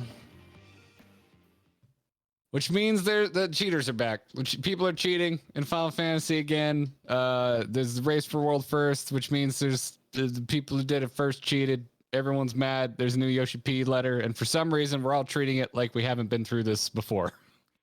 We gotta take that moment, right? We have to step back because it's very easy for us in the Blizzard sphere coming over to Final Fantasy to go, well, this is seems like minor drama, surely. After all we've been through in video gaming, what's the big deal? But we have to really kind of put ourselves in that growing player headspace. To us, Final Fantasy, with our community, with our streams, with our videos, it's a very large community. It feels huge. It feels huge from the inside. But I think there's a lot of people who want to continue to see this game grow. And they've seen things like longer cutscenes, more voice acting, better holiday events, perhaps, in their game as it's grown and gotten more funding, and as Square has given Yoshi P more leeway to do what he wants. So something like this strikes me more like when StarCraft fans were all clamoring for a documentary to be made back when we covered StarCraft a lot. It strikes me as a community who wants to grow and wants to be seen as a functioning and well-made game that's constantly battling people hating on anime tropes and just automatically dismissing it. And then on top of it, here comes your big, hardest content that maybe would appeal to those other game players, those other raiders, and get that hardcore scene developed into streams, into esports, and like help it grow. You know, there's a lot of people who don't really want to watch esports, but want their game to have an esports because it gives a feeling of aliveness that they want. So when Twitter suddenly has all of its tags for Japan as Final Fantasy cheating, bad news for Final Fantasy, bad news for Final Fantasy, this is elevated to a much more emotional state. Then from the outside, you know, like we just see gamers being bad, like gamers being bad people. And it's very easy, I think, for us, after being through many roller coasters and many dramas, to go, well, that's just bad people. Why is this becoming a hyper focus? I've just never been all that interested in Race for World First. I wasn't interested in World of Warcraft, and I'm not interested in it here in Final Fantasy 14. A big part of it for why I wasn't interested in WoW was I'm not gonna do it on that difficulty, so I don't need to see it on that difficulty because I'm not learning anything I'm gonna use. Like, so what's the point? And there, to me, I don't find it entertaining enough. Like, it's a lot of hours to hopefully maybe be watching live when they actually clear it. There's too much of a chance that it's going to happen when I'm asleep, so I don't get invested in the first place. And for Final Fantasy 14 is that I expect to do Ultimates with you one day. So maybe I will watch some of the stuff to learn because they seem so damn hard. I'm not all that interested in doing it blind. But right now, we're busy. We're still working on MSQ. Ultimates are in the distance. So I don't want to watch it now because I want to play it. Like, well, and with esports in that way too, like I wouldn't find watching a stream very enjoyable because what I want to see is a reflection of my home experience, and I can't even do my red mage rotation correctly. But we're leveling, right? Like I get crap for it, but I do feel the need to defend myself slightly. Like I'm still in the phase where abilities will suddenly turn on, changing the cadence, and I just found out like last month that healers have different cast lengths than red mages. Therefore, I'm not supposed to weave on red mage spells. Like, please, massive simplification, just roll with it. You know what I mean? Like, so to me, like watching it, it wouldn't even inform me. And that's what I see esports as, is something educational, something that's going to spark my brain with improvement juices and motivate me. So right now, I don't have an interest in it in particular, but another factor I don't think you and I really see in this is the evolution of Yoshi P, and honestly, the concern that a lot of the fans have for the pilot of the ship. Like, I've seen a surprising amount of people just concerned about Yoshi P's health. Like, there's talk that he's chain smoking, that he's not sleeping, that he's overworked, and they want him to be healthy. And seeing this evolution, I find that deeply cringy and uncomfortable. Well, but hang on though, right? Because like, and I think it comes from a part of not being on this ride that long. Like there has been dad energy in the room with Yoshi P, and then there's like, I am deeply disappointed as people reading into his most recent statement. Like it's bigger and beyond what the Yoshi P statement is. However, for us who have joined, our first Ultimate was the last one that got cheated the heck out of. This doesn't seem all that different. Like this just seems like how Yoshi P talks. But to those who have idolized the man, they're seeing a very different language, and they're seeing something a lot more critical in the room.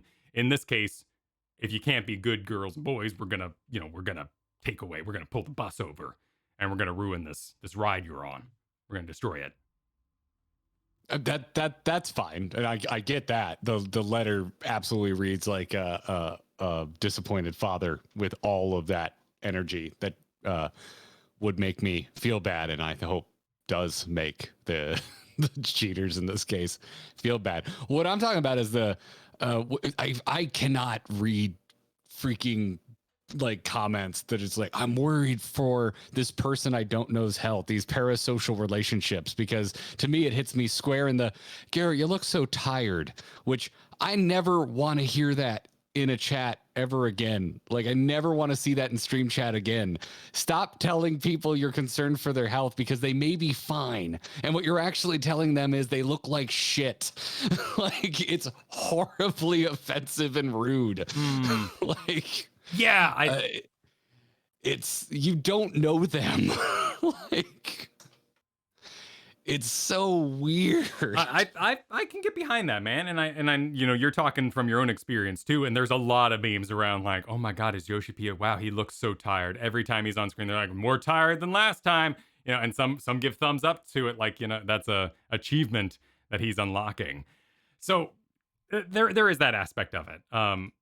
The part that bothered me as a newer fan of the game was seeing the accusations fly towards other gamers, like, oh, this is a result of World of Warcraft being in our game. This is a result of people coming from other spheres and other ratings ruining our game because they are the only kind of people that would possibly cheat. That was really disingenuous.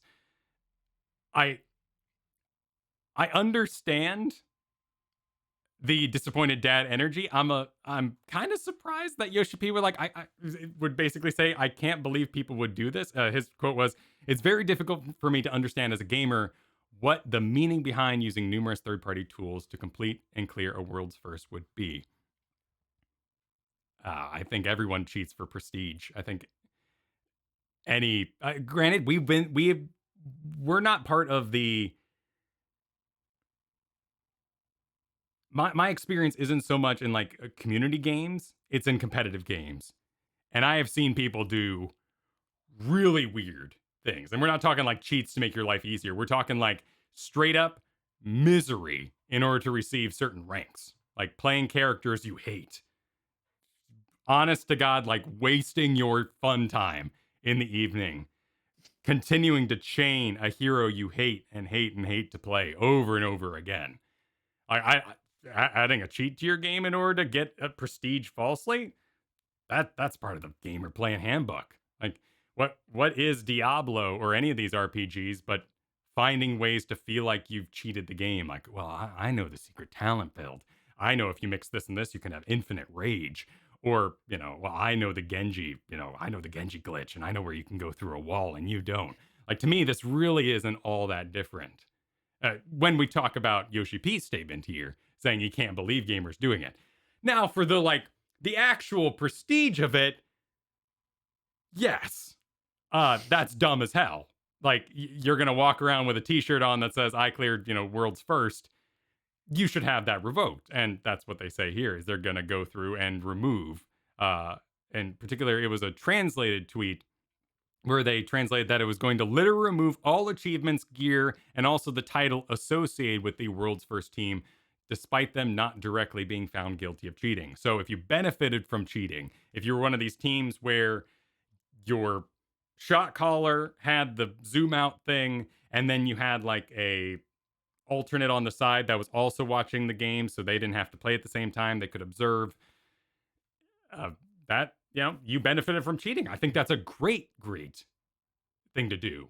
And that's where I have a disconnect with the community's reaction right now, is because to me, that's like, hell yeah, sweet. Did they do that last time? And people are like, no, they've never gone this far. This is a big deal. I'm like, oh, well, this sounds like really reasonable.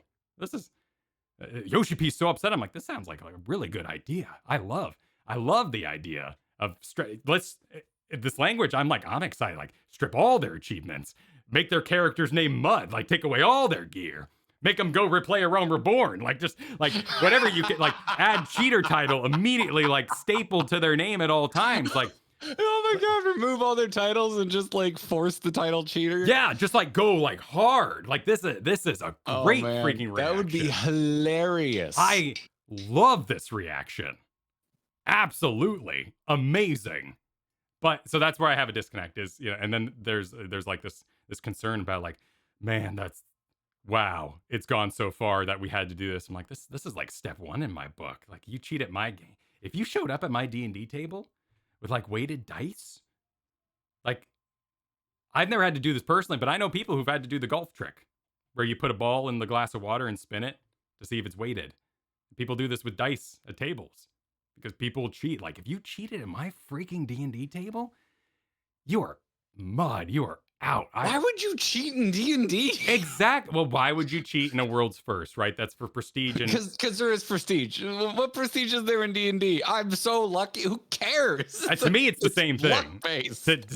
I work hard designing those encounters. And that's where like the anger comes from. It's like a game developer. Like, this is entirely optional content that they have completed in-house. Like, they didn't just complete it in-house and say, and everyone that's a professional raider can handle it, and just like cranked it up. Like, no, they beat this in-house. Like, that is the pedigree that I respect about Final Fantasy 14. No add-ons, beat in-house. That really matters a lot to me. And so if you go and cheat in that, frick, I would be pissed. I would have no disappointed dad energy in the room here. I would just be pissed. I mean, I would be too. I'm not in on the D&D analogy, but I think the punishment fits the crime. And to me, it seems like a lot of the fun is the memes for folks. It is just I didn't follow, so the memes basically meant nothing to me. I've seen the shared zoom out like a bunch, but I don't know. Well, the realist side of my brain is like, well, what can you do? Like, they're doing what they can, and so I think that's rad. Like, it should be celebrated. And some people are, but I think other people are just like mad on Yoshi P's behalf, and it's like, well, I think Yoshi P is plenty mad himself. He's capable of being his own brand of mad and writing a letter and taking action. He has done all of that. Right. The memes were fun. There was an aspect of, did you ever do daycare and have ooh ma? What? Huh? Anytime anyone would get in trouble when I was 4 years old, we would all go ooh ma, and I don't know why we did it, but the whole okay. Well, like, I mean, class, I do the ooh. The trouble. whole class like, would like collectively do this as the one kid was escorted out. Like, that's where I was like, come on, Final Fantasy community, like let's upgrade ourselves a little bit here. Like, this is getting a little like, ooh, teacher says you're in trouble. I was like, no, the punishment is fitting the crimes here. There's no ooh about it. We don't need to witch hunt either, because this is an excellent punishment for being a cheater. It's just like owned. Like, just yell owned. Yeah. like, there you go. Like, good. Like, and then there's the whole debate on whether they should allow mods or not. And we've talked about it I guess it's been a while, but like, I don't understand why there's a debate. I do not understand why there's a debate. There's a game that allows mods. It's called World of Warcraft. There's a game that doesn't. It's called Final Fantasy 14. If you really want to use mods, don't play Final Fantasy 14. It's go play World of Warcraft. It's fine. Like, this type of cheating, it happens here. I'm gonna hit my own analogy that means something to me, and Kyle's not gonna give a shit about. All right. This happens all the time in motorsport, constantly. Cool. Cheating in motorsport is endless. Every motorsport probably has some sort of weight limit. A lot, like, like a lot of cars add ballast because they've stripped so much shit out of the car for weight savings that they might actually come in under the weight limit and they have to add ballast. They have to just put metal in the cars to make weight. And there's tons of people that try and cheat this and try and sneak the weight out after the fact. And they get caught on it and they get ejected, but it doesn't matter. You want to win and you're going to find any edge you possibly freaking can. But I just don't understand the point. I don't understand the point. I don't like the sanctity of competition has always been important to me. And it boggles my mind. It's like, I get if you want mods. Sure, you're free to have mods. And I get it if you don't want mods, you're free to have that feeling. But like, if you're going to play a game, if you're going to enter into any sort of competition, there is an expectation that you're opting in to whatever the rules are, and all rules are made up, but there are going to be rules. So like, why don't, now I'm just old man on the front porch. Finish your thought, because I'm still a little lost. What my point is like, why are you here? If the game strictly doesn't allow this, why bother? You've sullied your own accomplishment. So like, truly, what are you getting? Unless you're just like trying to, I don't know, be a dick, like be a detractor and just be like, ha, you don't want me to do this, but I did it anyway. All right, whatever. I was 16 once too. But like, to me, it's like, go play WoW if you want mods, play Final Fantasy 14 if you don't. It's like, what's the friggin' point? So I don't know. I like the outcome of this. I really like the outcome of this, and like I could see it progressing. I could see us all calling into question any world first where every single player wasn't streamed or at least recorded and uploaded somewhere. Well, I think that's where we need to think of the game as something that is blossoming. Like, this is an opportunity for growth. This is esports, big streams, world's first, officials, and they get into that a little bit here. Like he says, we've heard the community's voice that an official raid race should be supported and regulation should be decided upon. This is a topic which needs to be discussed internally. I think this is where you kind of can read into Yoshi P's hurt on the situation, where he's like, we could do all that, but you could also just be like decent human beings and not cheat at my game, please. And we wouldn't have to go through this extra effort. Like, I don't understand why you would do this to my team, which already has so many barriers to cross, like people not calling it a real Final Fantasy game, like overcoming anime stigmas, perhaps, like being second to World of Warcraft for so long. People want World's First to be a real legitimate thing, and I think that's fair. And I think that's something that they should regulate. Everybody streams. Every team member has to stream, maybe. And then when you say you've got World First, that video needs to be deeply scrutinized, perhaps. There's always that edge of it, too, where, like, you hear World's First happen, you go, oh, no, and you stop running. And then you realize that it wasn't actually happening, so someone who did keep going, like, it caused the entire scene to collapse. And all the excitement around the bubble burst. I'm all fired up now, man. Yeah? I'm not into Race for World First. I'm not into it, but I do like competition, and this makes me freaking angry and annoyed. And again, old man of it. It's like, to me, like, my whole thing, and I've talked to some people in our Discord about this, is just like, I have this like deep feeling of like, this happened last time. Why do we care? Like, just stop it. Stop the bullshit.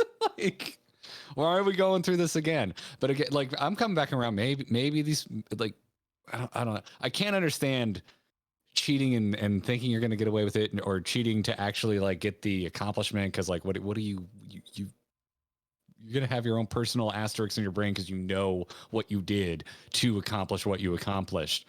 So my only thought is like, I guess they're it's Dark Knight. They just want to watch the world burn. Yeah, that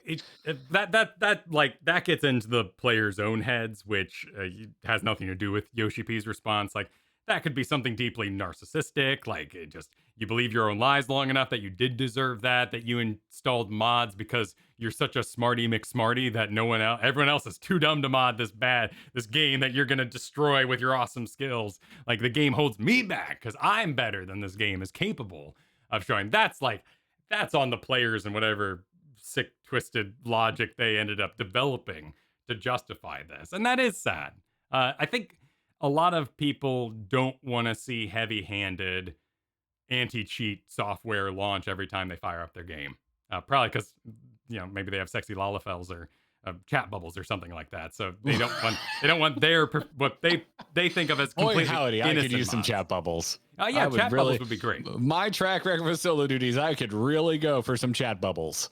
I think people, and that would upset their gameplay. So, it's the Raiders are ruining it for everybody else in that regard. And that's why it's taken so seriously by the community, because well, now no one gets punch. No one gets cake because of a couple few pooped in the pool.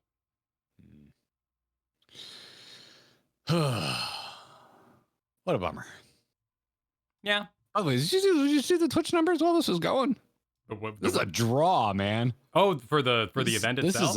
This is a draw. Yeah. Because Final Fantasy 14 idle's pretty low on Twitch. And it was big during Race for World First. So it's just, it sucks. It's a big deal. Yeah. No, and I think like that's the barrier we had to overcome, like seeing this for the first time, because honestly, I joined in all serious. Like I've said, I've played for a long while, like because I had free trial, I could walk away whenever I wanted during A Realm Reborn. Like we started seriously playing right when Endwalker launched, and we already had an extremely frazzled Yoshi P who talked like this.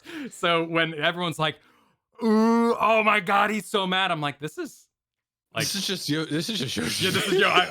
Now I'm like, should he not talk like this? Is this bad? But like it didn't strike me as something that was truly shocking. There's also stuff in here like they had an internal leak. Like it just sounds exhausting over there right now with all the third-party tools and that sort of thing going on. Yeah. So there are other dramas released inside this, but yeah, I think this action, it's incredible. I love it. It's not disappointed dad energy at all. This is just like it gets to the core of a video game. And I know like my hands might be bigger than someone else's, and I can reach P easier than, someone can only reach I or something like that. But video games are such a level playing field that if you go into something that was handcrafted like this and you cheat, get the hell out of here. You trash, man. That's trash activity. I'm with you. Stop it. Stop. Also, I want to see more like cool content like that. There's opportunity costs, like with everything. Like some people, it is true. Like sometimes it's not true at all. Like the effort that was put into monetization would not have ended up in gear being higher res. But there are things where like, people now are like being like, well, let's just get rid of all the ultimates. Nobody sees them. No one plays them. Yeah, this is their statement, right? Nobody plays. Select few are the only ones who even try that hard. What if we took all that energy and we put it in pets and we pushed Bikini Bottom somewhere else? Like that's not how video game work. The way Yoshi P says it kind of alludes to that a little bit. Like we could put our efforts somewhere else if you all want us to. And there's a part of my brain that goes, well, what would you do? What is that? Something else. What else are you thinking? But that's reading into a man I don't know.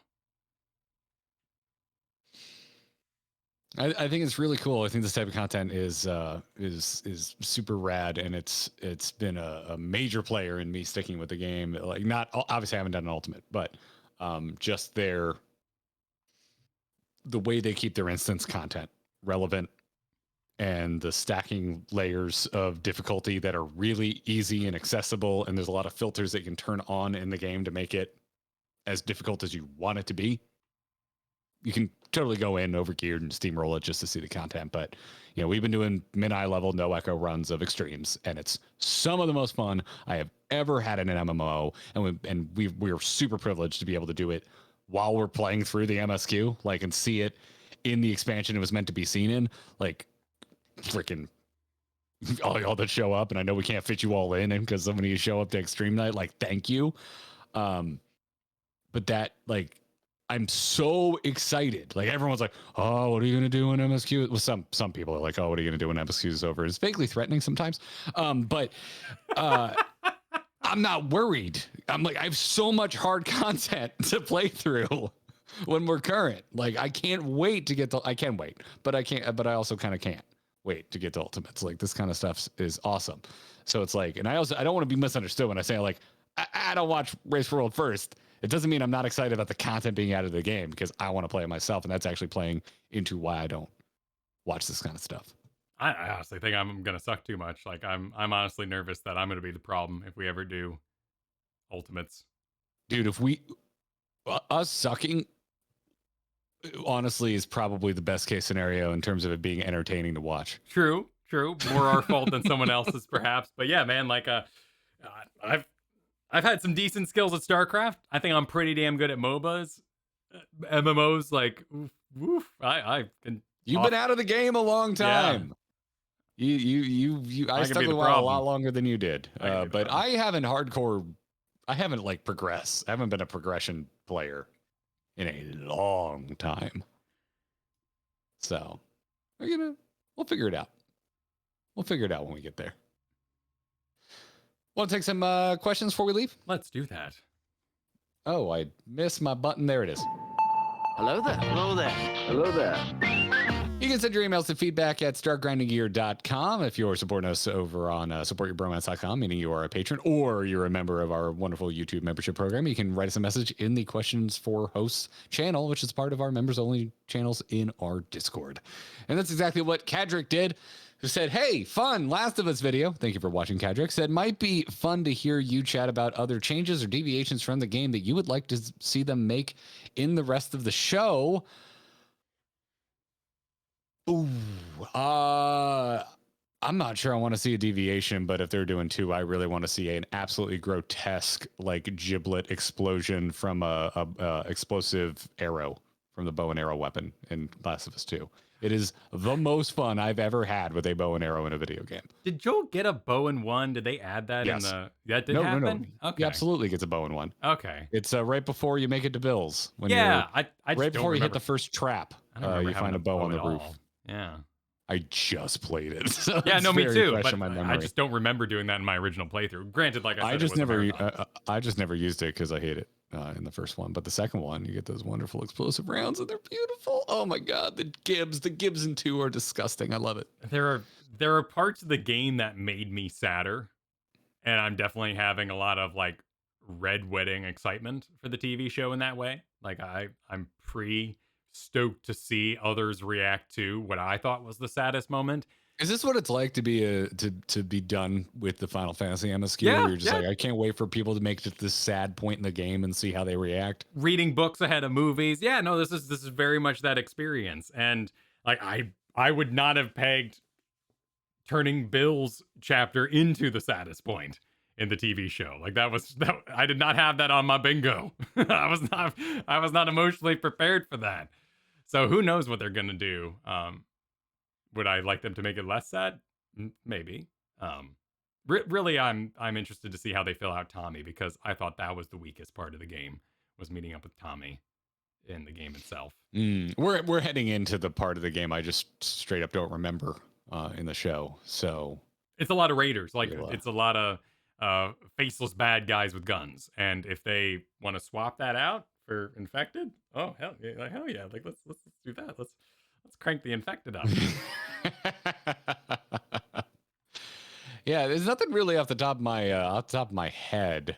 I remember the part in the island in 2 feeling a little long in the tooth. So maybe cutting that down a bit.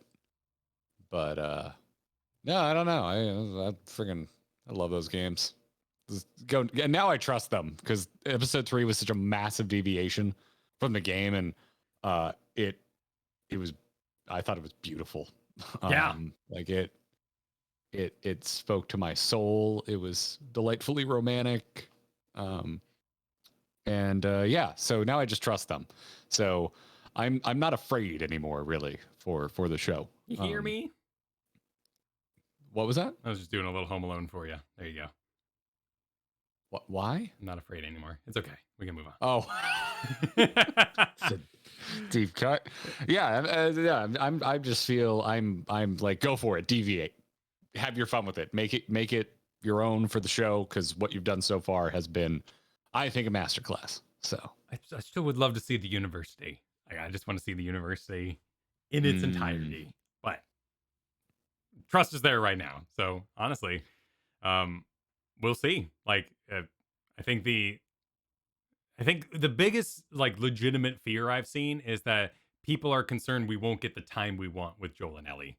That it'll be more of a I don't know, like an echo, basically, like from Final Fantasy. Like every time Joel walks in the room, he's like, ah, and then we just like go on a whole episode about someone else. And like, I think that's fair. I think that's fair. I've seen that about episode 3, and I don't think it's out of left field.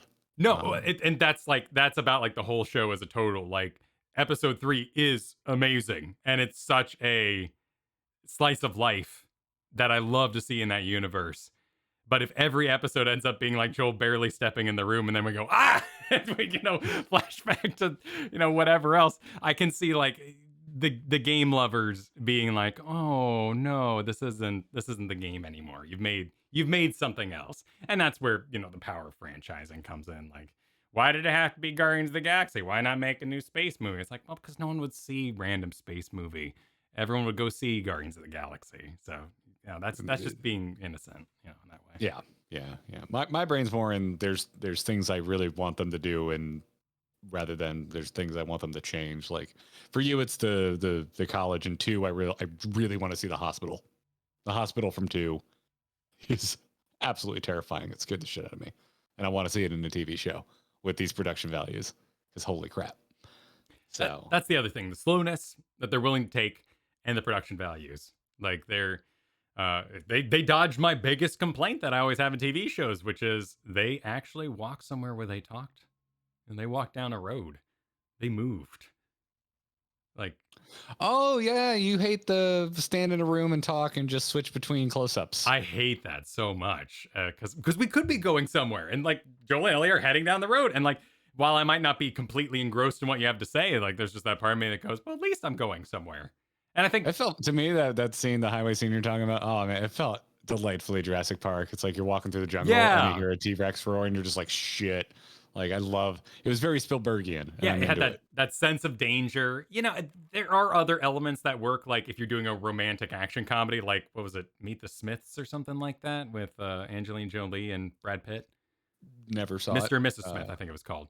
I think I'm aware of it, but yeah, never. If you're having like a lovers quarrel behind cover as you shoot guns, like I love that too. Like just take whatever your plot points are and just put them inside of action. Oh, so that's why you started watching Spy X Family. Yeah, Spy X Family does a decent job of that. I mean, literally the first episode, second episode. They're also really good at motion, like moving. Just when the characters run and stuff, it's very interesting to watch.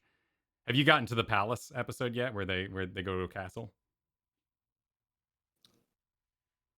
Is it like a theme park castle? Yeah. They kind of do it as a treat for the little girl before she goes. Yes. Okay. Yeah. Oh yeah, I'm way past that. Dude, we watched like 3 straight hours of it. Oh, okay. Cool. We hadn't watched it in like a week, and then we were both just kind of like, "You want to watch Spy X Family? Yeah, I want to watch Spy X Family." And we just that's the most anime I've watched in a single sitting in a very long time. It's good, yeah. Like it's a good show. It is. It's so hammy in the best way. I love it. I really forget. Anya is like, I think moving up the top 10 list of my favorite anime characters of all time. They're fun. There's also like you can overdo it, right? Like I'm watching that Primal show still. I think it's called Primal, right? Yeah, Primal. Yeah, the dinosaur show. That can just be like, I'm watching the dinosaur scream for the 50th time this episode. I really don't need like to linger on this dinosaur roaring again. Great. We got it. Granted, one of the episodes with the Brachiosaurus or probably some other giganto dinosaur, like that was just freaking adorable. Into completely disturbing. Like it's a really fun show, but you can go too slow for me. Sometimes you can just delay a little bit, and Samurai Jack can walk through those woods just a little too long. Ragnarok. Wafifi asks, any thoughts to comment on the podcast about the DC movie announcements from James Gunn yesterday? And I am so not tapped into DC that Wafifi's message here is what even made me realize this happened. So who is James Gunn? Did Guardians of the Galaxy and more recently the new Suicide Squad movie, and the Peacekeeper spin-off of the Suicide Squad movie that was on HBO. So James Gunn did Guardians of the Galaxy? Yes, all about to be 3 Guardians of the Galaxy movies. Okay, I thought that was the Thor Ragnarok guy. I thought No, that's Taika Waititi, okay. who did Thor Ragnarok and Thor Love and Thunder. One of those movies is very good. One of those movies is not so great. I haven't seen Love and Thunder. You can skip it. Oh, they in did my opinion. Slither back in the day. Interesting. Yeah, James Gunn's got a long history. He also did that. He also wrote that Lollipop Chainsaw video game. Huh, and the Scooby-Doo live actions, which were neutered stoner comedy, basically. Yep.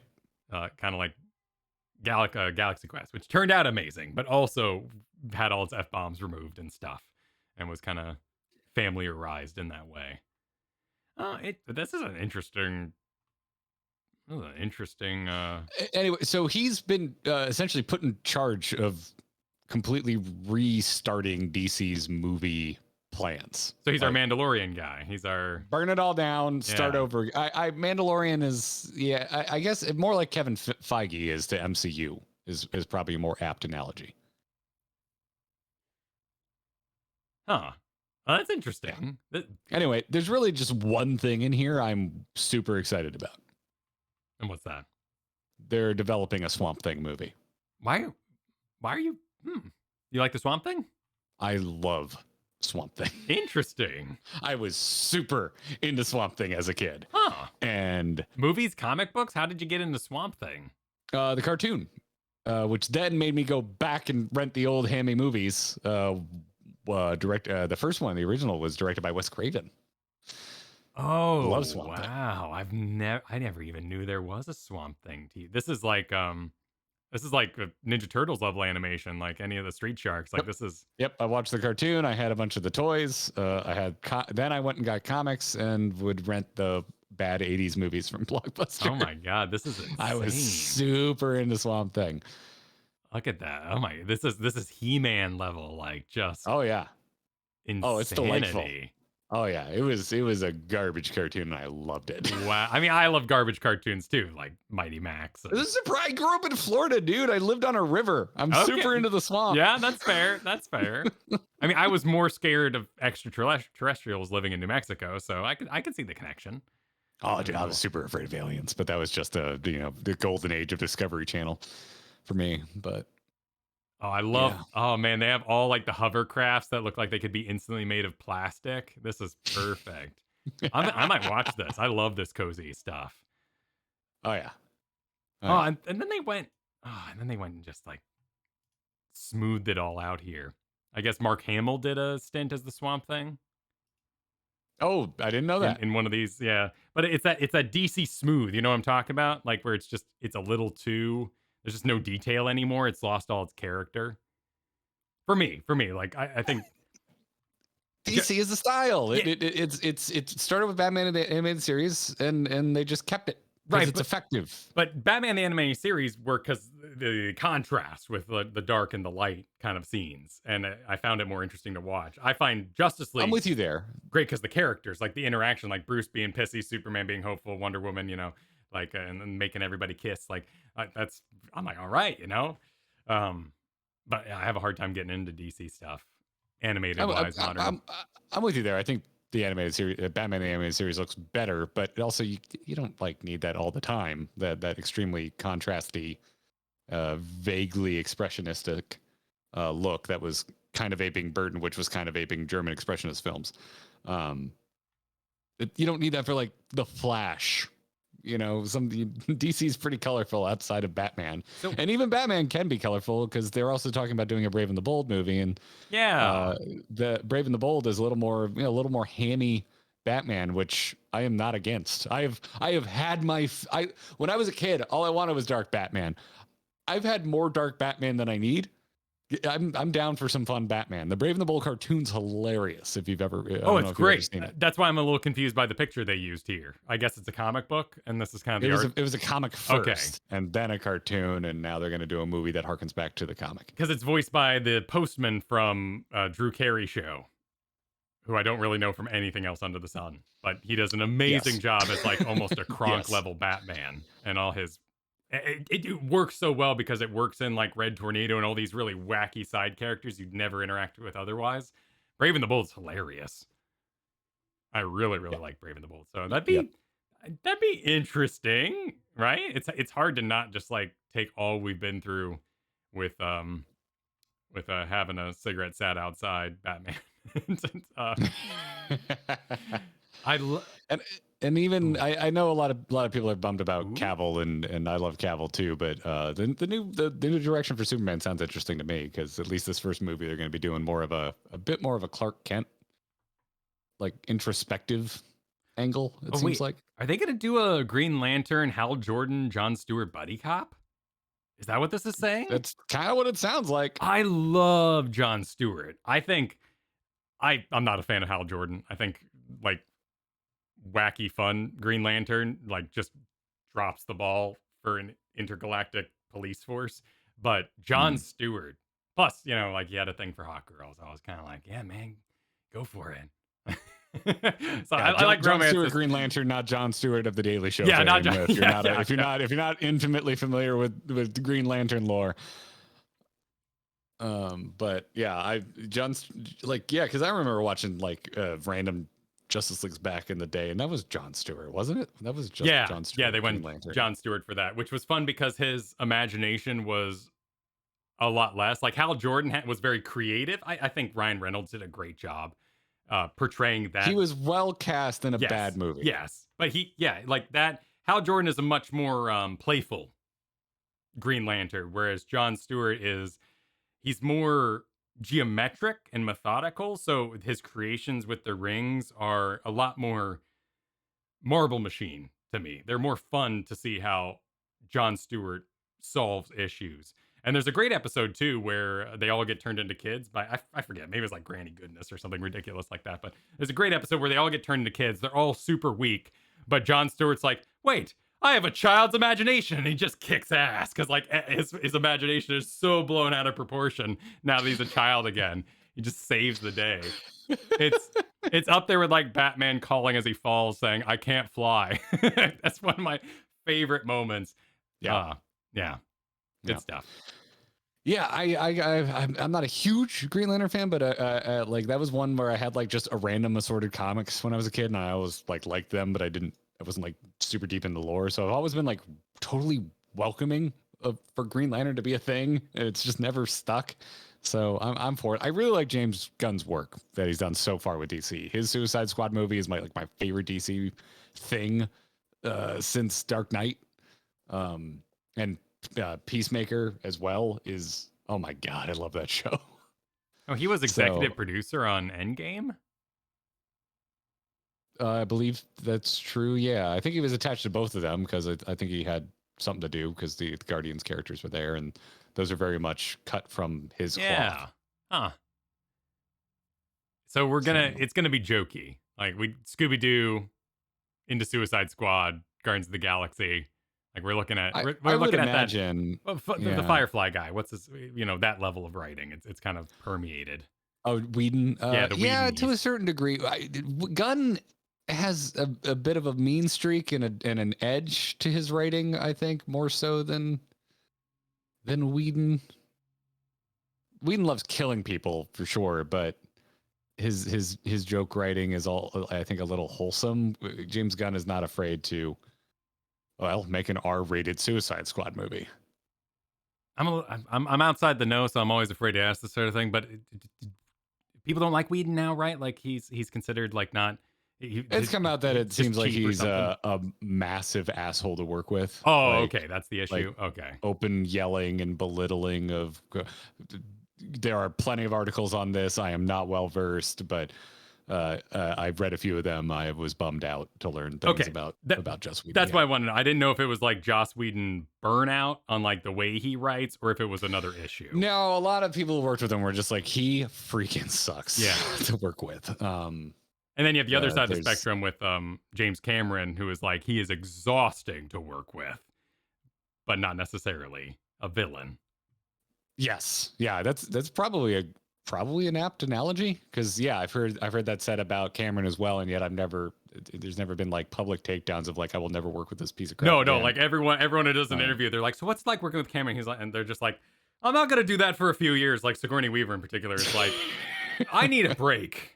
Because he comes in with his vision fully realized, and you better get it. Like, but but in no ways has it been like a takedown or anything like that. Yeah, Interesting. yeah. Okay. As much as toxic is, I think, an overused buzzword these days, but I think what I've read about Whedon pretty firmly fits that bill. Sure, there's steps to it, right? Like person. there's perfectionists, there's and that can escalate into the toxicity that is an issue. Okay. Yeah. Yeah, I'm way more excited about this than I thought I'd be. I really like man. a lot of the choices they're making here. To me, DC was like kind of. I always thought DC was a little more primed to have a little more fun, and like there to me, there's a world for camp, and I like that we've been kind of finding it again. Peacemaker is a little campy while still being edgy and offensive and violent, but it didn't shy away from superhero camp, like being campy. Not DC, and has jack all to do with James Gunn, but I really liked She-Hulk. It was also extremely campy. Like I'm kind of ready for it. Like more earnest camp than the kind of Whedon-y, dialogue camp. I'm kind of ready for it. And it looks to me, I'm looking at the slate going, I think there's a lot of freedom in here to just have fun with some DC properties. Yeah, like and they're pledging things like Creature Commandos, but in particular, if they can't do camp, they should not touch Booster Gold. Booster Gold is nothing but like inside jokes. If they go like dark and serious on Booster Gold, they're wasting everybody's time. You're just wrong. I would love to see what you would think of because you didn't see the most recent Suicide Squad, did you? The one with I know you hate her. Will I know Smith? you hate Harley Quinn, but no, the one after that, that James Gunn. So they did. I hate it, but they're both just called Suicide Squad. The one is the Suicide Squad, and one is just Suicide Squad. I forget which is which. But the one that came out a year ago or 2 years ago, it's with Idris Elba and John Cena, is James Gunn's one, and it's the essentially the second one, but they kind of just pretend like the one that came out earlier doesn't exist because everyone hates that movie. Oh, okay. It to me, it had. Speaking generally, I actually kind of like the first Suicide Squad. I don't think it's complete garbage, but it does just end with a big pillar of light in the sky, and I've seen that a million times. And the villain kind of sucks. Yeah. To me, it gave me like Expendables energy, which I'm not a big fan of.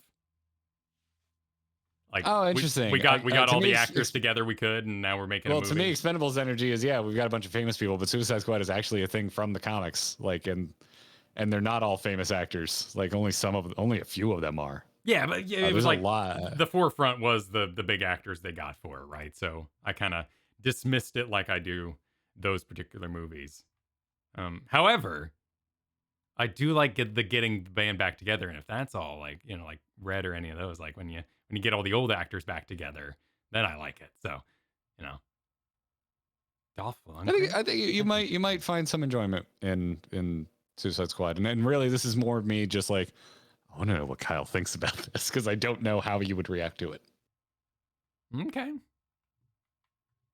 I know you don't like Harley Quinn, but it's just personal preference. she's handled differently in James Gunn's Suicide Squad. It's very easy for like I never much Mr. J and the horrible relationship they were in, and well, there's none of that. And then in this one, and then everyone goes, and that's the hottest thing I've ever seen, and I'm like, you know what? I'm done with Harley Quinn. I'm just not gonna. I'm not gonna participate.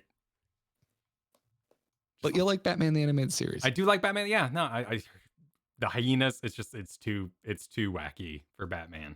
Like, there's an element of Batman ending up in the Riddler traps that I enjoy, but the Harley Quinn Joker, their baby hyenas calling their children, it was just a little too Addams Family. You really should try the cartoon because the I've entire thing is heard. based around Harley realizing she's in a shit relationship in the first 5 minutes. I have heard. And that starts the whole.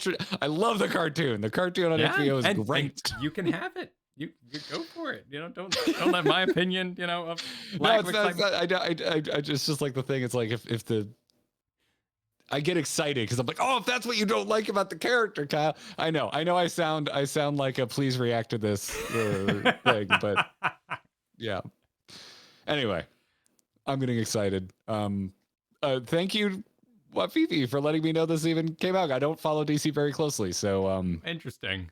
Yeah, I've been the last couple of years. I'm just like, I just like when James Gunn does DC things, and then turn around and like, oh wait, he's the head of it now. Sweet, let's go. And we're still getting some dark ass DC stuff. We're gonna get a sequel to Twilight Man, Batman, and they're making a Joker too. So they're not abandoning all gritty DC stuff. Oh, spoiler alert! I don't. I just assumed he was dead at the end of the movie. It seemed like it's a like movie. a Joker origin story. Oh, it's a prequel. It's like an origin story. It's a standalone thing. It's like a one shot. Like, yeah. I don't really like the Joker movie. I think it's a joyless experience. Yeah, that's what I put together. The ending's great though. The ending is incredible. But the rest of the movie, I do not need to ever watch again. But the ending's really good. You get to the end, you're like, oh, this is also an origin for Gotham, not just the Joker. And it's kind of cool. I really like what they do with the ending. Apparently, I like James Gunn more than I thought. Yeah. Anyway. Oh my God, he's doing Coyote versus Acme. Oh my God.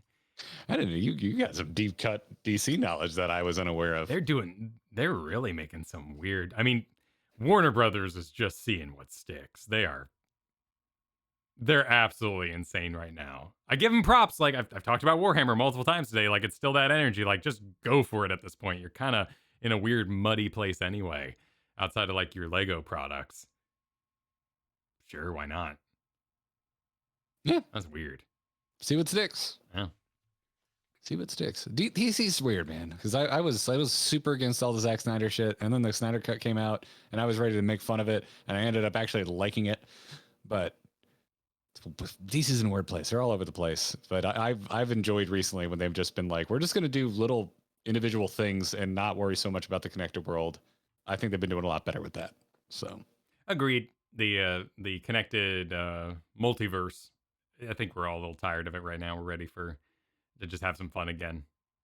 But we also have we got to find a lot of actors again too. Like we've moved out of a lot of our actors. A lot of them have quit. The big fan cast right now is a guy what plays Drax for Lex Luthor, which I would watch the living shit out of that.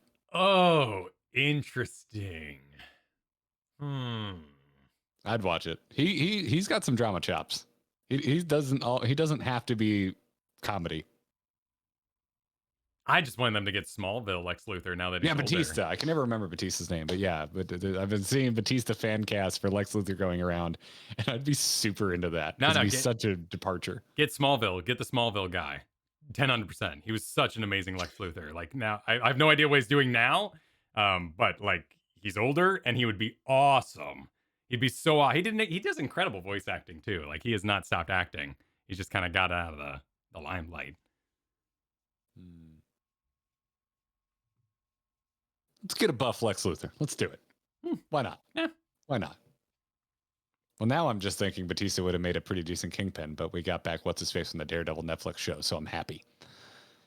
Was there a live action Kingpin recently?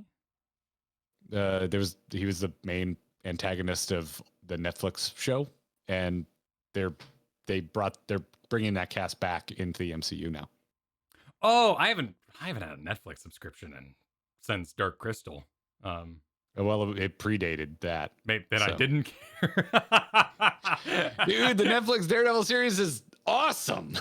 It's really good. I had hangups. I thought everyone was useless but Daredevil. Everyone listening, if they've listened to 2 episodes, they're not surprised. No, don't be surprised. Don't be surprised at my many caveats you must pass to make me stop playing video games. The Netflix Daredevil is phenomenal. The only thing I like better is the first season of the Netflix Punisher series. Now the Punisher with what's his face, Lord of the Rings and Ragnarok, that was fun. What? Punisher movie. He was versing Cersei from Game of Thrones. That's not the Punisher. That's Judge Dredd. Oh, Judge Dredd. Yeah. Same thing. You know, like gun, everything sucks. Oh. Now the Punisher Lord, goes next to your truck nuts. I don't have any respect for the Punisher. Punisher's a that's truck nut because thing. those people have a firm misunderstanding of the character of Like, the Punisher. The Punisher, yeah, it's a sad tale, but let's have Calvin piss on it. Like it's very much a back of the truck thing to me. It shouldn't be. Those folks have never read a single Punisher comic. They have no clue. But hey, what you gonna do? Yeah, what are you gonna do? Yep. Well, on that note, if you want to support us, check out supportourbromance.com. It's a wonderful place where you can go and support us on Patreon. And we'd like to thank our recent patrons, Cindy C. and Ibby. Ibby? I think you did great. Yeah, own it. Appreciate it. And of course, we've got our legendary level patrons, which we thank each and every episode. So big thanks to Sean B, Mike R, Stephen J, Wayra E, Das, Cheesy Bob, Sean with an EAB, and Vextress. Thank you very much to all of our legendary level patrons. If you want to become a legendary level patron, get thanked every episode, or just support us at any level, including a custom one, you can do that on Patreon. You can set it for whatever the heck you want. Supportourbromance.com. Thanks for the support, everybody. Other than that, as I fight through a burp because I'm drinking carbonated liquid while podcasting, you can follow us on Twitter. I'm at Garrett Art. Kyle's at Kyle Ferguson. We have a joint account at Garrett and Kyle. And everything's on YouTube. YouTube.com/AMoveTV. Follow us on there. Our streams. We stream the podcast live. We have new videos every Wednesday. Go watch our new Last of Us video. Just went up this past Wednesday, which is yesterday at the time of recording this. I don't know why I'm talking like a weird person. That's going to do it for this episode. GG. Take care.